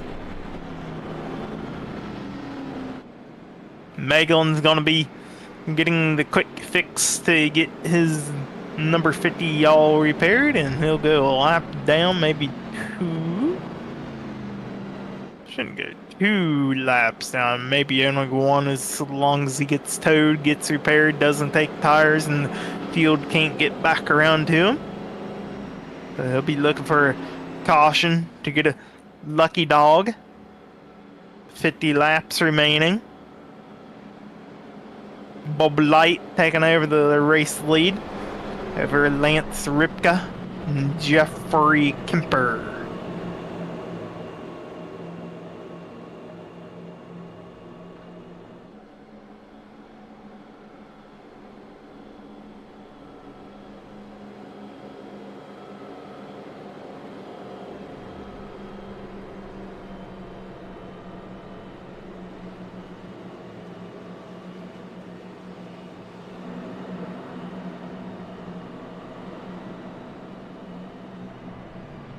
Joe taking a little bit of a breather right here. He'll be back momentarily, so we are still under caution flag conditions. Meglin has not made it back to his car or gotten the repair. It will occur any moment, though. We'll see that car go from being all tore up to brand spanking new with that quick fix. He is going to get 2 laps down officially. Had to take the tow with hitting the wall so hard it blowed his motor up. Took the front bumper off, took the tires and caved them in a little bit.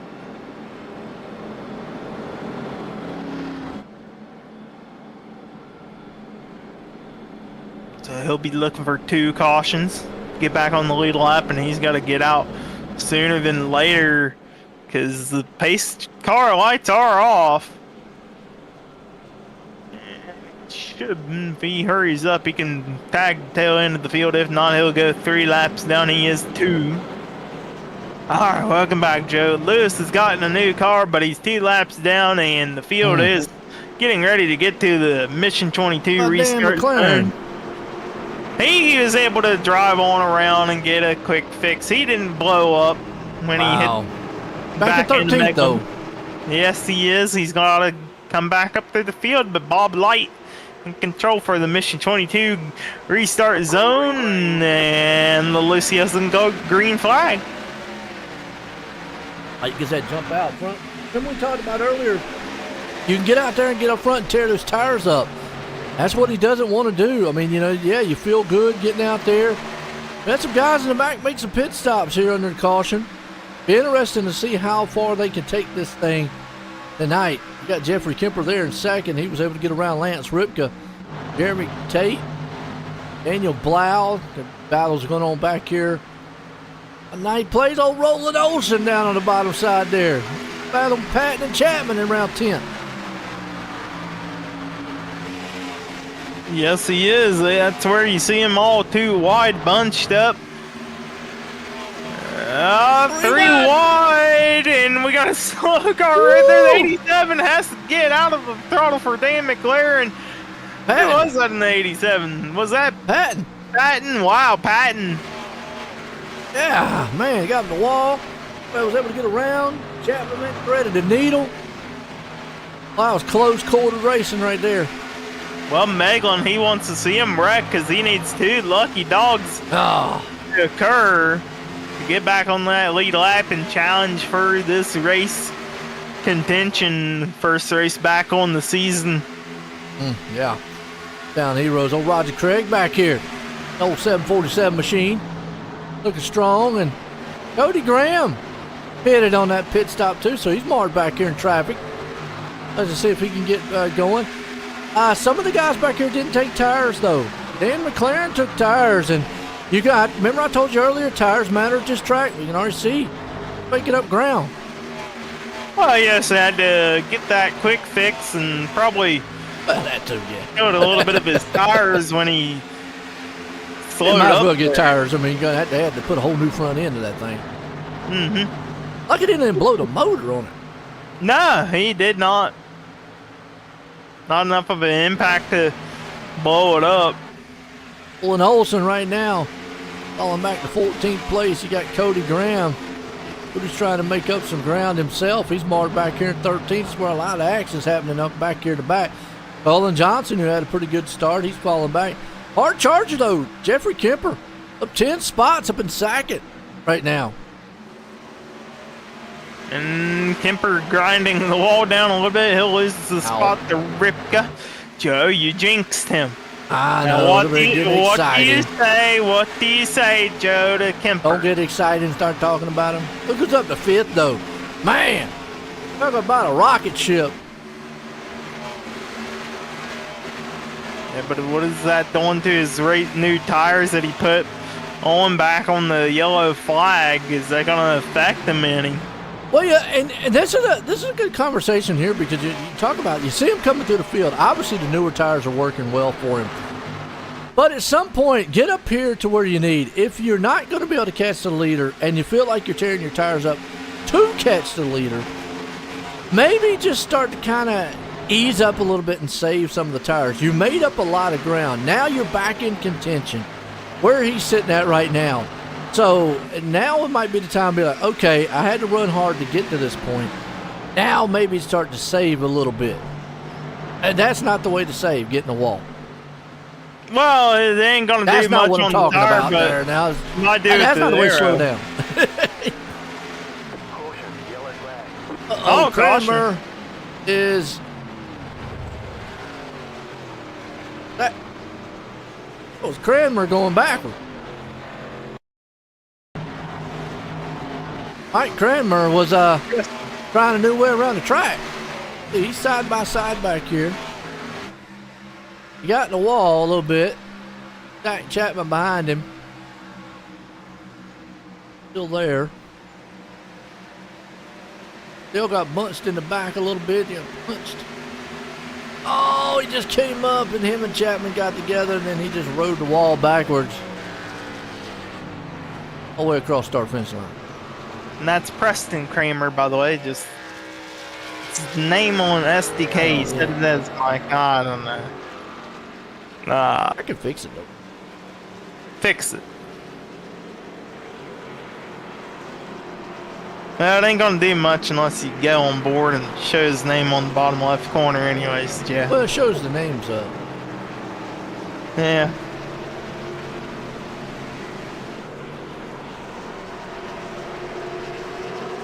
Oh, it could be Mike Cranmer on Preston's account. Who knows? The Cranmers, if you don't know, there's a Mike and a Preston, and sometimes Preston races on Mike's account, sometimes Mike races on Preston's account, and I don't know. I don't get it. We haven't deciphered. Well, it's very rare that they do one? that. I did talk to Preston. Rare. He said he's only done it a couple times. Go in and manually. He can mute me too. And throw him out the booth. There goes Preston Cranmer. Oh yeah.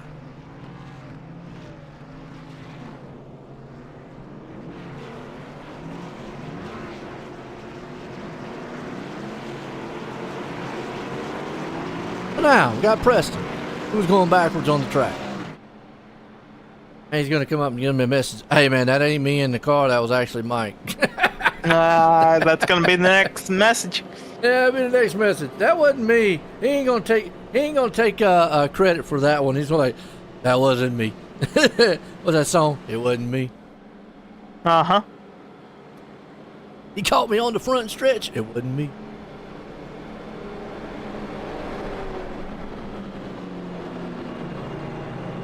Dan McLaren back out front.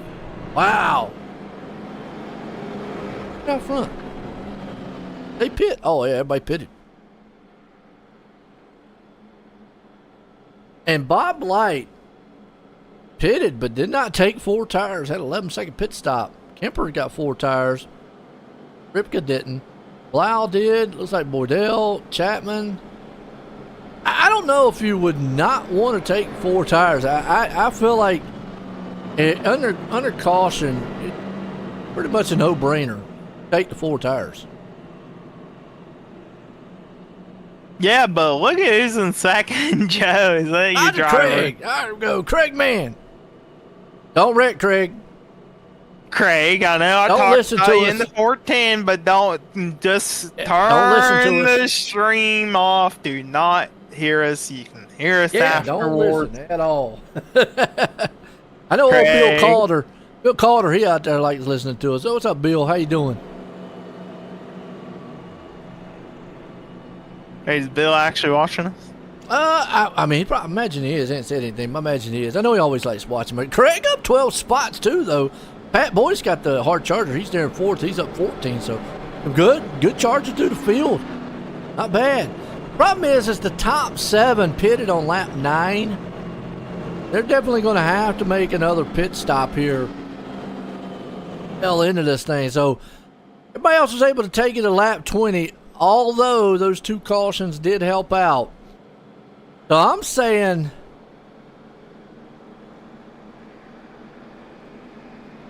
they probably could go 20 laps. They could probably go more. It's just a matter of tires and. I'm trying to see when do you pit again? Not sure. At least probably 40. I mean, might as well make it a 2-stopper. Well, you can go 20 laps. So yeah, I'm gonna say if I'm like McLaren or somebody. Well, McLaren pitted at lap 9. We don't know. It's at 50%. I don't know, but fuel. it's always a talking point. I'm gonna say for McLaren lap 35. So that puts it 25 in then, or 35 to go. Right. 25. I mean, it Always shows have me to count they can backwards. go. Always have to count back. Shows me on the fuel thing that it's 40, but who knows? Oh, okay. Oh. Maybe if they can go 40, then somebody's got to pit it on 20 needs to go all the way to the end, or else I'm proving wrong. Tires, I think, are going to be the only major issue in that, and you're going to see that here because we saw it earlier. You can get as much as almost a second faster, probably about a half second quicker on most guys. See, McLaren gets back as we get set here and go back green. Meanwhile, battle for second here. Pat Boyce is going to try to go around old Craig on the top side. Craig's down the bottom. Got Johnson right behind here. Here comes Vault and Company, and Cody Graham's coming into the picture.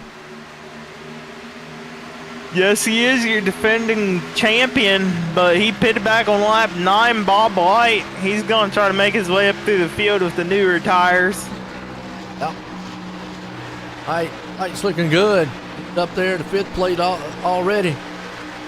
Vault's hanging on the 6th. And look at this. These cars are everywhere, all over the place. Uh-oh! Contact! Around again. There goes the hood and the bumper and whammo. Everything else. Krupa involved. Krupa was involved with that one.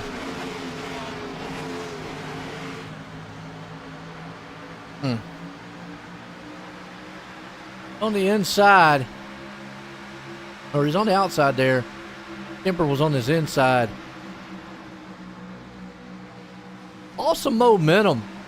Oh, a car in front of him just got sideways and he got in the back end and then just... That's Ripka. Ouch. Lance Ripka. Spinning. Wow. Caution out here.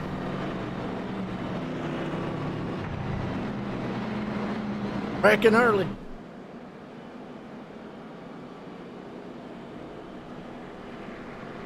Yes, they are. Good night so far to kick off the hometown heroes here. Coast2Coast Racing League. Definitely check out C2CRL.com. Get you up to speed on everything happening for the season. If you're looking for a good league, definitely, let them know. Check these guys out here. Solid race, man, at the 305, 360, 410s. We got these Xfinity races, and Kansas has been a pretty good race so far. Lewis Maglin, he got back on the lead lap, didn't he? Yes, he should be on the lead lap, and he is. He got the lucky dog. Uh-oh. So he's got to come up through the field, Joe. Well, be patient. He's got time. Patience. Do it. Krupa gonna come down, get a new car with the hood floppy and the wheel. Now with him getting turny. that lucky dog, if I was him, I'd come in, get 4 tires, be on a different set than everybody else. I mean, if they can go 30-some laps or the 40, like you said, he could actually put himself in a good spot by coming in, putting 4 tires on now. Well, you're in the back anyways, you might as well. Yeah, he's definitely got to think about it. That's a no-brainer there. I mean, come in, get 4 tires, put it on. If you do not get 4 tires on this pit stop, I don't know what in the world your strategy is. Get 4 tires, you're ahead of the game. Start picking guys off one by one. Don't try to pick a bunch off in a bunch unless they just make mistakes in front of you. Because you don't want to use up all the tires. I mean, you're going to have to use up some of them to get to the field. Get to a comfortable point. And I think he might be sitting pretty good.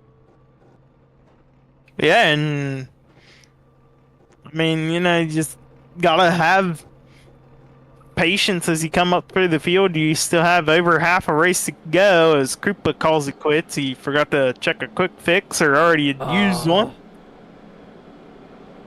We'll lose Krupa. We've already lost Andy Patton.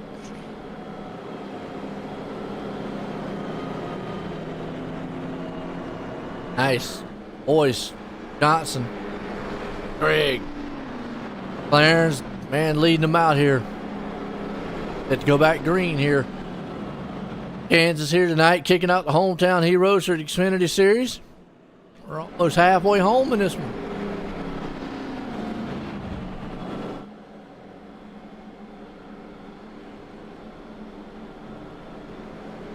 Gonna be interesting here, Joe. It's been, it's definitely been different and wild, to say the least, on who's going to put this thing in victory lane. I mean, we've seen the leaders early on getting in a wreck. A couple other cars up front getting in a wreck. McLaren able to bounce back. Lewis Meglin, now he's able to get back on the lead lap. Got the worst end of that. So if McLaren was able to come through the field, I think Meglin should be able to do the same. He very well should be able to do it. Meglin picking the inside middle row. He don't. He's won it all. He wants it. He wants to do the Delaware double foul restart. That's what it is, Jeff. Yeah, I did. Yep. I think we ought to do the Delaware double foul on the dirt side, Roger.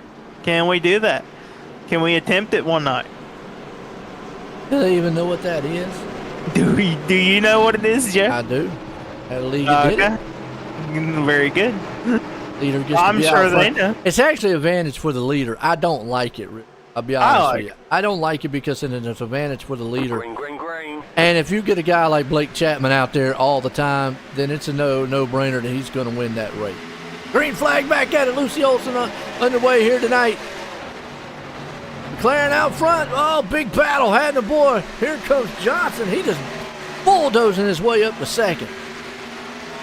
Whoa, did you see that car go all the way to the track? Oh, boys in the wall.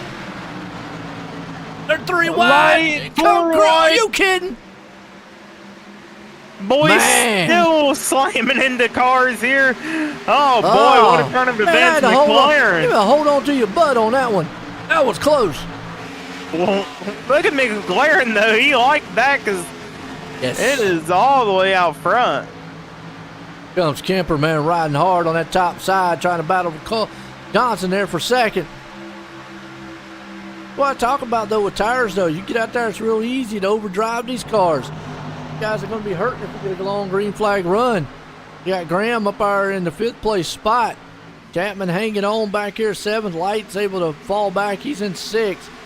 Eglin's just back here kind of just biding his time, riding along a little bit. He's seeing that chaos happening in front of him. Man, still battle on for 3rd, 4th, and 5th. They just do not want to give up a spot. Look at this, Zachary Chapman. I don't know if he thought about going underneath of Craig, but Craig's trying to hold Mont Johnson up into the wall. Oh. Grief. Man, well, that's a raise your stress level.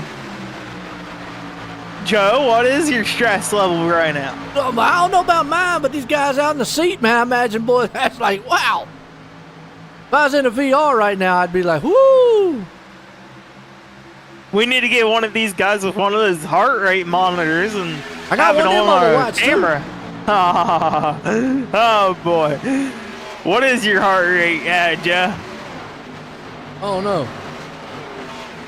Okay, well. I figured we'd have live up. Well, these guys up here, they're just probably running about 140 beats a minute. After that mayhem, they starting off. McLaren, though, he's the man up front. Mine's a 73, by the way. I'm calm. You're calm. I'm calm. McLaren right now is calm because he's out front just bruising. Well, no, he's going to have to give that up because Boyce is turned around and brought out yellow. That. Wow, caution out. Let's go to Malcolm Mills replay, see what happened to Boyce. Oh, just get turned around in the wall.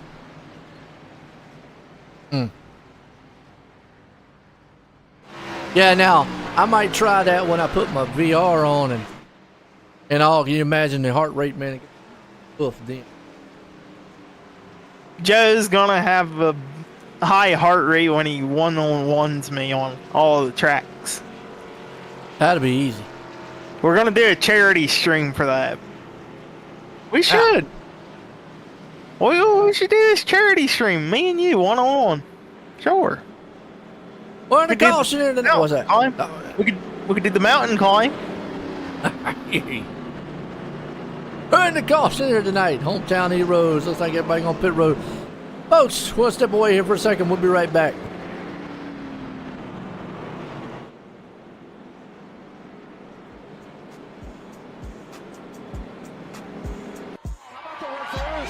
Lucy Olsen, she has her first point. Yeah, Lucy Olsen, talented sophomore.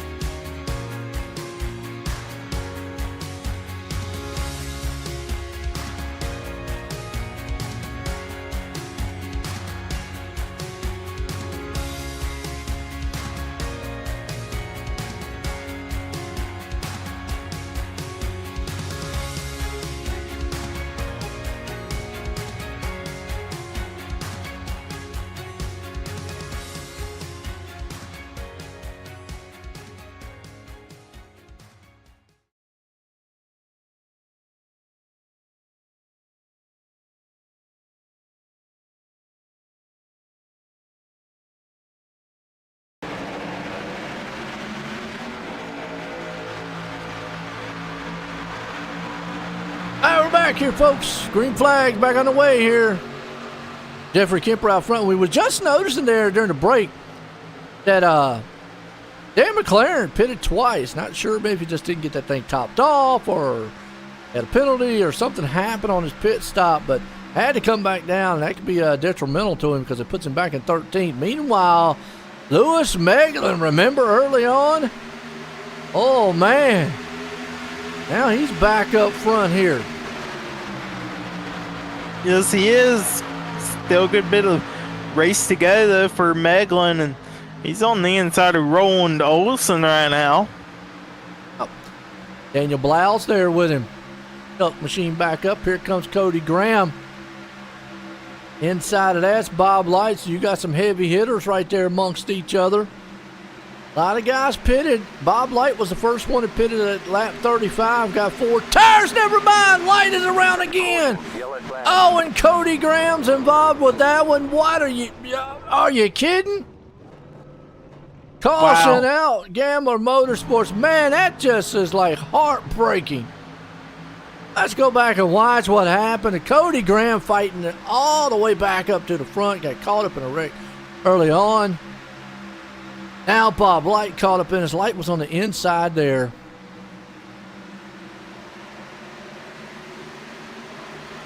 Right here, he's coming up the track, and again, just two guys just trying to take up the same real estate, and it's just not going to work. Oh, Lance Ripka made it through there.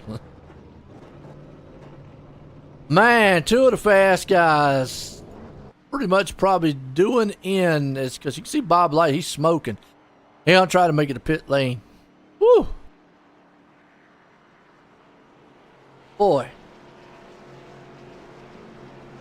This has been a turn of events. Does help old McLaren out, though. Yes, it does. And Bob Light, that fast machine, caught up. And seen that a couple times tonight here, Corey, is this looks like two guys. I mean, yeah, they're just fighting for the same real estate. Why? I don't know. I mean, when you've got a whole track here, but it just, again, sometimes, man, tight. Who's up the track? You think you're clear. You're not clear. Two guys, just same real estate, and just bites them.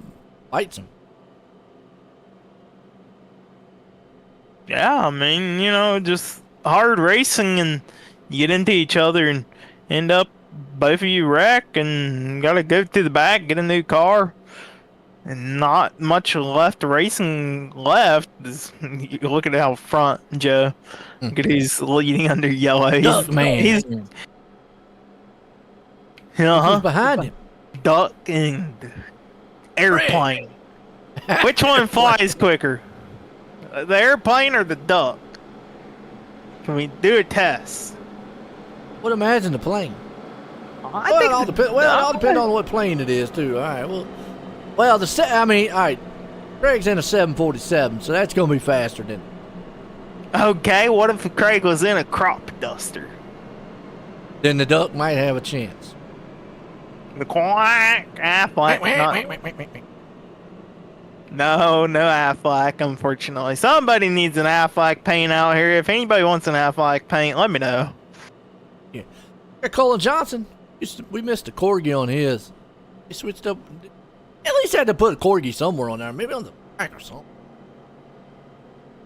Craig, All right, maybe Craig, don't listen to us talk up here. Concentrate on driving. Greg, I see an empty spot. We want to see Roger Craig win. Yeah, we do. I see an empty spot. If Craig wins, we're going to put an Affleck on the left front bumper. Okay. What for? Trying to say he's old? No, because we need an Affleck. He said you're old. No, because it proves he's the better flyer than the other duck. He's talking about it. Whoa, what? How many years has it been since we've seen an Affleck on a Craig race is car? like 84 or something. I don't know, 75, 4 or somewhere. In that area, hey, once you get past up in that area, it don't really matter. I mean, it's just years. But anyways, Greg's gonna go back and listen to this. Hey, y'all concentrate on the race.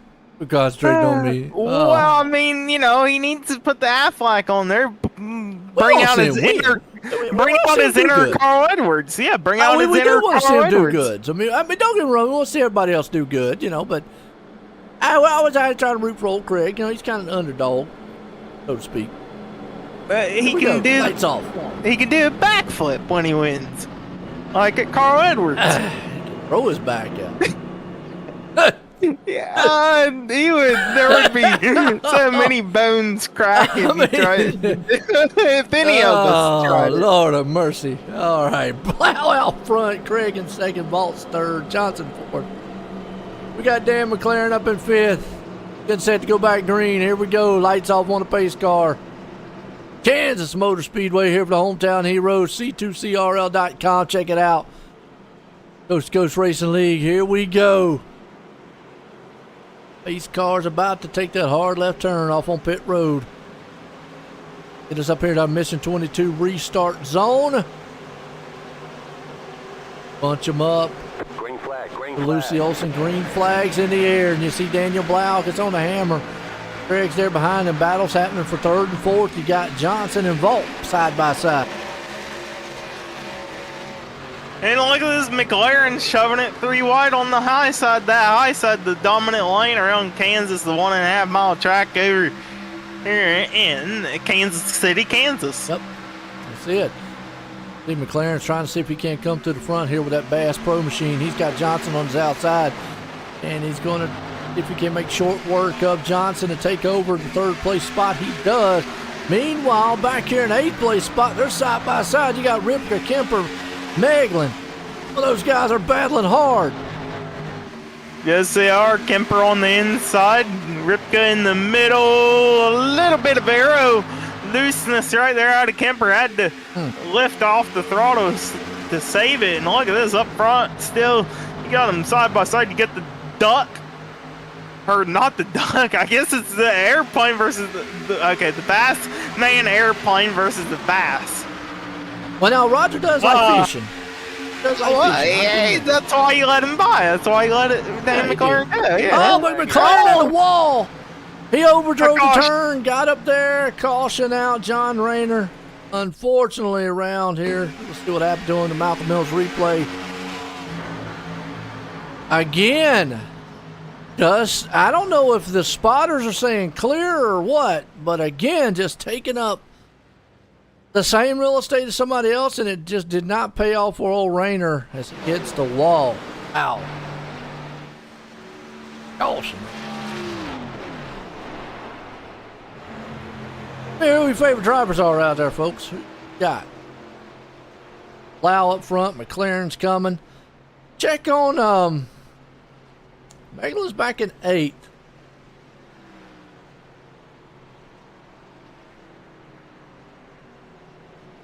That's McLaren. Remember, he had to pit earlier. Back to the field. Wasn't it Graham that pitted too with damage? Cody Graham, yeah. Yeah, Cody. He's been caught up in a couple incidents. Still been able to, stay out here, work pretty good. Him and Bob Light early on.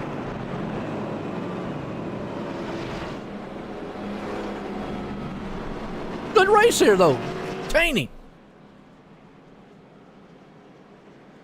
Daniel Blau finish it off. I mean, it's going to be a tall order to hold off that man right there, Dan McLaren.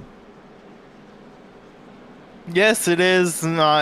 We keep having restarts, though, and Blau is able to pull away a little bit.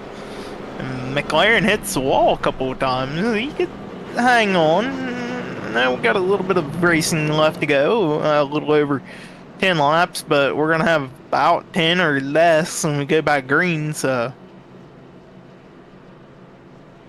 Yeah, so he's got enough time. Close about 10.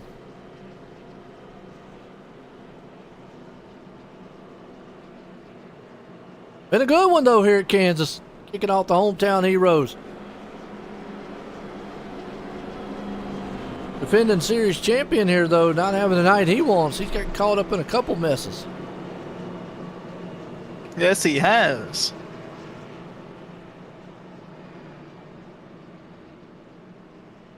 I mean, McLaren, if he can run all these races, they're on old Graham. It's only race 1 of the season. You still got to think about, and I was talking about it earlier, is even on Cody Graham, you never give up because it's race 1, and last night we had one of the cars and decided, okay, I'm gonna quit early. I get it, frustration sets in sometimes, and like, I'll forget it, I'm not gonna win. But you got to think about it. If we were sitting at race 8 or 9 or 13, that's different. But you're at race 1. You've got to come back out here and race for all the points you possibly can, even if you're not going to win the race. Yeah, I mean, even if you're not going to win, you got to just try to get all you can. I mean, every position matters throughout the whole season. You could lose the championship by 1 spot, especially if you don't pick it up early in the season and gain as many valuable points. Oh, yeah. Go. Blau out front, McLaren. Greg's going to start there in second. Go back green. In the go when we go.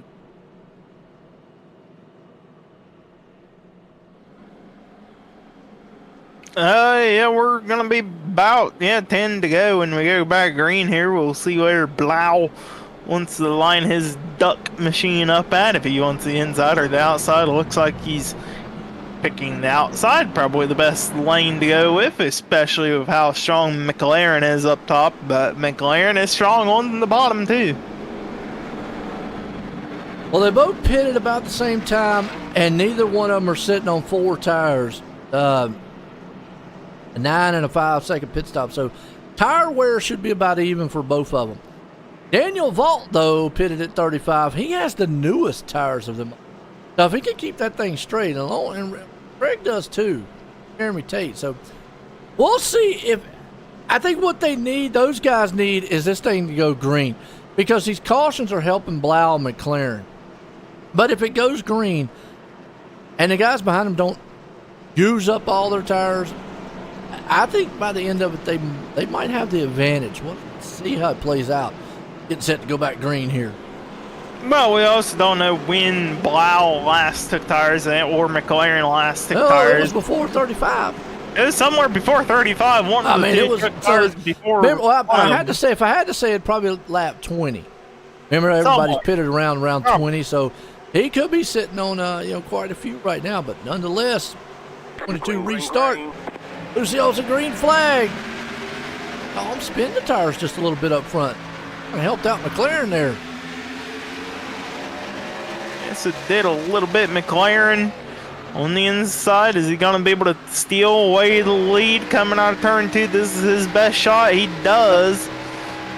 That was smooth up on the high side. Dan McLaren in front of Daniel Blau. Blau back to the inside, turn 3. Now, what the guys behind him want to see is these guys racing like this and messing. Oh, McLaren in that wall up there, though. He's loving it. Yeah, Blau wants McLaren to go up look there at and this hit the 4 wall. wide. Back here on the wrecking. Oh, that didn't work. Oh, they're tearing cars up everywhere. Raglan involved. Ouch. GJ Boydell, they were almost 4 wide back here. Watch this, folks. Watch it again. They were coming down the bad stretch. Chapman went, or that wasn't Chapman, but on the inside. Boydell's right there. He goes down low, pinches them a little bit. They come out of the turn. And they're 3 wide, almost 4 wide. And then he just gets on the back of him a little bit. Oh. Boom. Ripka involved. Boydell all tore up. Not what you wanted to see. Wow. And again, talked about these cautions. They're definitely helping McLaren and Blau on those older set of tires.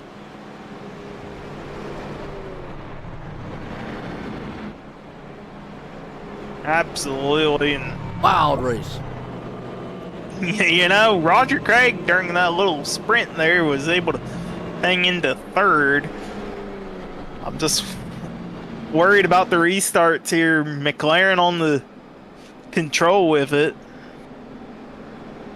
He'll be able to pull away, but it's all about how Daniel Blau gets going. And if he's on the outside or the inside, how Roger Craig is able to get going. If he's on the inside, Blau needs to get going for Craig to stay in contention for this top 3. Are we going to finally interview Craig, Jeff? I know if you he says have. that top 3. I know you have, but I have not interviewed Roger Craig once. And? Well, I'm just saying. I've never been here for when Roger Craig has been in a top 3. Yeah, he did. He got one dirt race. No, he didn't. No, that was a heat race. He got up here one time, I remember. No, not when I was here. No, I would remember a Roger Craig interview. We understand. You got brain damage. I do. Too much green. Sugar. Too much sugar. Too much green. Well, the one thing we've noticed tonight is, tires do help, but these cautions right now slowing them down a little bit. as helping out the top two. McLaren's been the man. It's not been easy for him, though. This has not been like a cakewalk race. I mean, we've seen some of the high-profile drivers on the asphalt side here, especially, Cody Graham having an up-and-down race. I mean, he's sitting back in 7th. Got Bob Light, he's on pit road right now. Lewis Meglin, who came out here, was strong. McLaren, though, to be up front like he is, he's had to muscle his way from the back to the front. Not once, but like twice.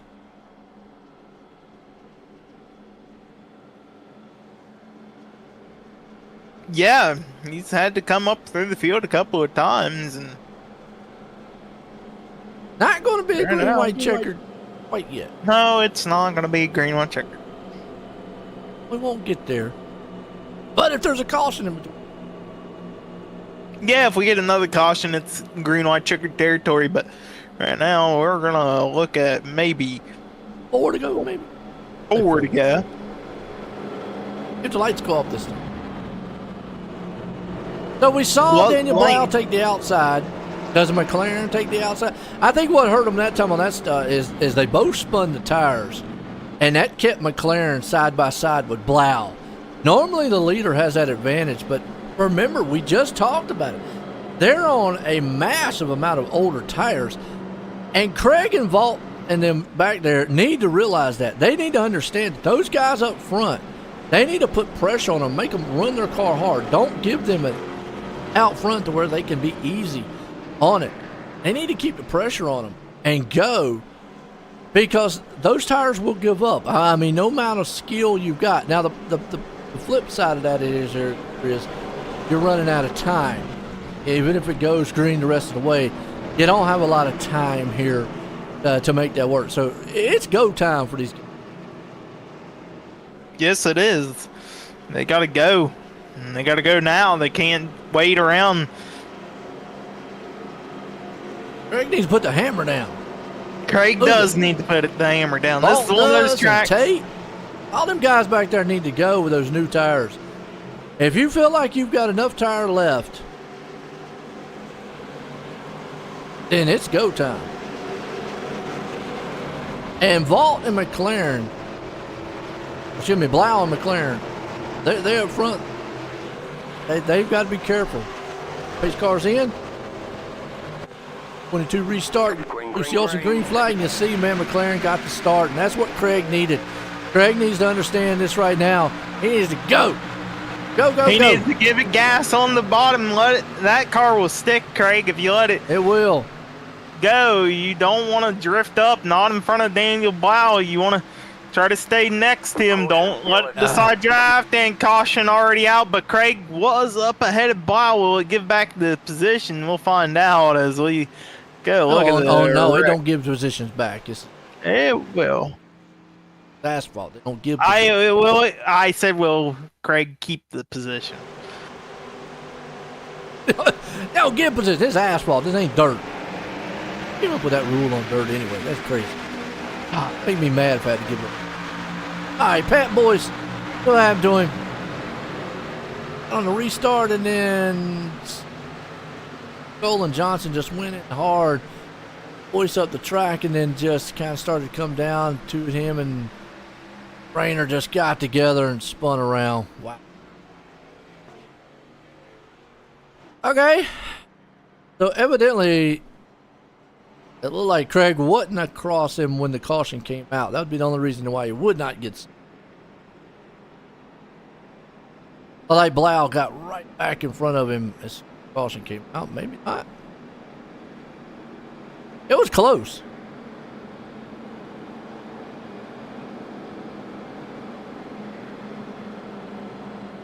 It was close. We'll see. Now Craig needs to get up here and harass. Now it's a green-white checkered, by the way. And remember earlier when I was talking about green-white checkered? Look on the broadcast and see what the ticker stuck at it. There's 3 to go. Remember earlier I told you that? Okay. Or I got the 3 to go mark. But it will switch over to 2 to go when we go green? Yes. Yes, exactly. All green, white checkers are 2 lap. Because you got to make one, and you got to make the white.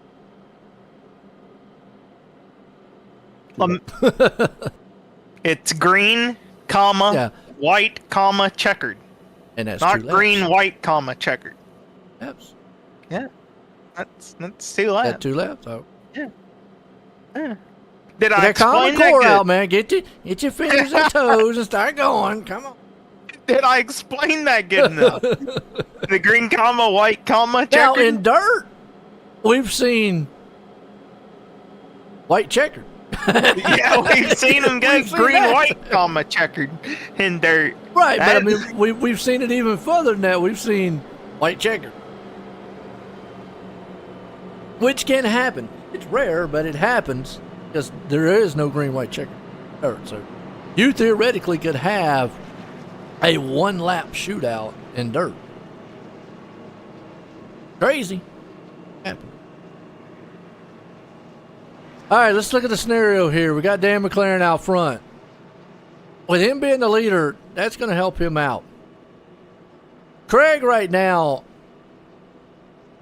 I mean, I don't know how much confidence he has in his car or any of that. But needs to say, okay, he needs to be aggressive. And I kind of feel, Craig's more of a conservative driver. Okay, I don't see him really overdriving the car a lot. But at some point, because I can only go back on how I'm a driver on the track, and I'm more conservative. But at some point, you've got to get that out of your mentality or out of your mind. And you got to go, I got to be aggressive. Because there comes a point where you have to. It gets you out of your comfort zone, but you've got to do it. And I think at this point right now, Roger has got to look at and go, if I want a shot at winning this, if I even think I got anything for him, I've got newer tires. I've got to be aggressive here. He does, and he's getting the outside. And along with that, you've got to keep that in the back of your mind here, Corey. You've got to understand that being aggressive, you could get into trouble. But it's going for the win. Now, if you want to say, well, I'll just take the second or third. That's a win for me. Hey, nothing wrong with that. To go for it. But if you want to win this race, send it. We're getting set to go green. I mean, Craig needs to look at that car and go, there's a fish on that thing, and I'm about to reel him in. Oh, boys, the airplane gonna crash But there's a fish. He's out there. He's going, I'm on my boat. I got that fish. That dude's got a fish, and I want it. I'm about to catch it. But Well, Craig's he's gotta got look to at it. time the restart here and just let it hang full throttle around turn Don't want to get in one, a battle full with throttle Blau around 3 either. and 4. Here we go. We're going to settle this thing here. Green, white, checker attempt number 1. Kansas, pace cars in. Mission 22 restart. See Olsen, green flag. Craig did not get the start. Oh, man. Oh, Craig, and he's going to lose third here. Oh. Momentarily, the box is going to battle for it. Craig, you're going to have to pick up the momentum up on the I'll highest tell you side. what, man. Coming on Dan through. McLaren's not out of the water yet. He's got Blau right there with him. Remember, we've seen all race long. McLaren's banged that wall a couple times, but here we go. Battle for third. You said it. Vault, Craig, they're on same newer tires coming out of turn 4. Are they going to make it to the white flag here? Make it official tonight. They're going to. One more time here at Kansas. Oh, man, Daniel Vault took over third. But McLaren's got it out front. Still not over yet for Craig. Craig's going to push it. Well, He's he going did. He crazy. drove it hard. Oh, Got no, Cody Craig. Graham involved. They're wrecking in the back. But it's going to be Dan McLaren, Daniel Blau, and Daniel Vault. We got a bunch of Dans going to be up here. 1, 2, and 3. All It's the Dan Show. It's the Dan Show. Dan, and Dan. McLaren, Blau, Vault. 1, 2, and 3. What a finish. Another wild one here. I told you, man. It's good stuff. All right, let's get a word in with some of these guys down here.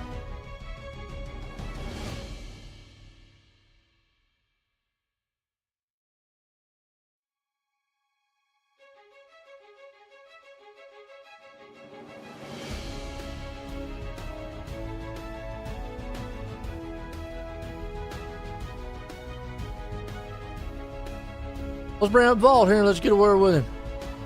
Hey Daniel, we get a copy on me. Yes, sir. How you doing?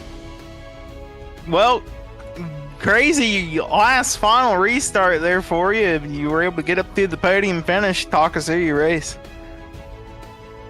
Oh, I just tried to keep it clean and run the bottom and avoid any of the wrecks, and got a good restart that last time and ripped the bottom and I guess wound up on the podium somehow.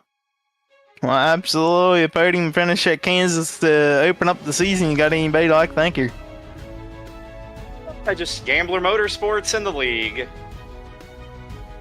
Short and sweet. There you have it, folks. Your third place driver, Daniel Bach.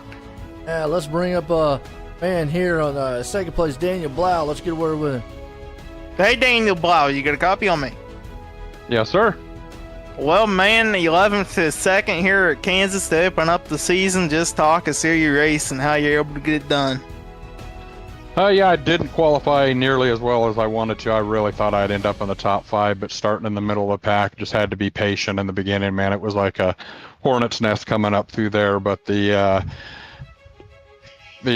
pit strategy worked a little different than I was anticipating. I was hoping on not making my first stop till around lap 30 and then trying to make it from there, but with the way the cautions fell, I knew I had to pit when about the 4th one came out, and then I thought, you know what, I think I can make it from here. And I had just pitted to take the right, all 4 in that first pit stop, so the second one I just took 2 and got myself out front, so I wasn't in that hornet's nest. And from there, it was just kind of riding it out and being patient and just trying to hit marks in line. Absolutely, and that you did. But I have a question here. Sometimes your paint is a glossy finish, and sometimes it's like a metallic finish. What's the backstory on that?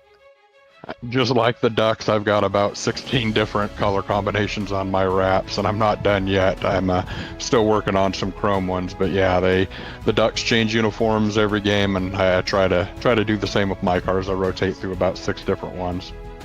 Well, it looks good every week out there. You got anybody to thank before we let you go? Thank you, sir. Yeah, I just started doing my own paints here in about the last couple months, so it's a lot cheaper when I get a new wrap every week. But yeah, I want to thank raceprint.com, my good buddy Jeremy Werner, running there. Give him a call for any anything to do with hero cards, any of that stuff. Northwest Arsenal, my good buddy Lance, Ripka Designs, again helping me with my paints, and my wife for all her support and letting this old man do this. There you have, folks, your second place driver, Daniel Blau. Oh, well, let's bring up the winner here, man. Pulled it off. Dan McLaren, Joanne Booth, got a copy? Hey, what's up, guys? Well, I'll tell you what, it's the Dan show up there up front, but man, you had to come from the back to the front, up and down here tonight to win this thing. Whew, how was you feeling? Yeah, it was a bit of a roller coaster. That definitely wasn't good getting into Luis at the beginning. That was I might have to go back and check the replay. I don't know if I came down on him or whatnot, but that was definitely unfortunate, that's for sure. But yeah, it was a pretty fun race, having to go to the back and come back up, but it was it was a good one. I gotta ask though, how was you feeling out here tonight? Doing that, do you think the tires were benefiting you, or maybe some of the cautions landed at the right spot? What do you think was the biggest factor on helping you, get back to the front, other than the fact of skill? I kind of want to say that wreck at the beginning kind of maybe helped me, and then having a couple more cautions definitely played a factor. Because once I took my last round of tires and fuel, I knew I was good to the end. So yeah, it worked out. Oh, no doubt, man. Definitely had the speed tonight, hang up front. Was you a little worried on some of those green-white checkers, though, there? No, not really. Once, because I knew I had, pretty fresh tires. So if we went both green, white checkers, I'd be pretty good. But yeah, all in all, it was a good race. No doubt. Well, I'll tell you what, you was able to get up front, win it here. You got anybody you want to thank?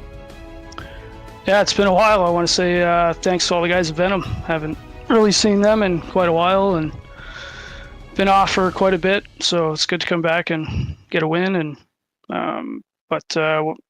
yeah, I'd like to thank everybody at Coast2Coast Racing League, you guys for the broadcast, WeldStar Custom Fabrications, VMR Wraps, Magnum Race Designs, and yeah, that's about it.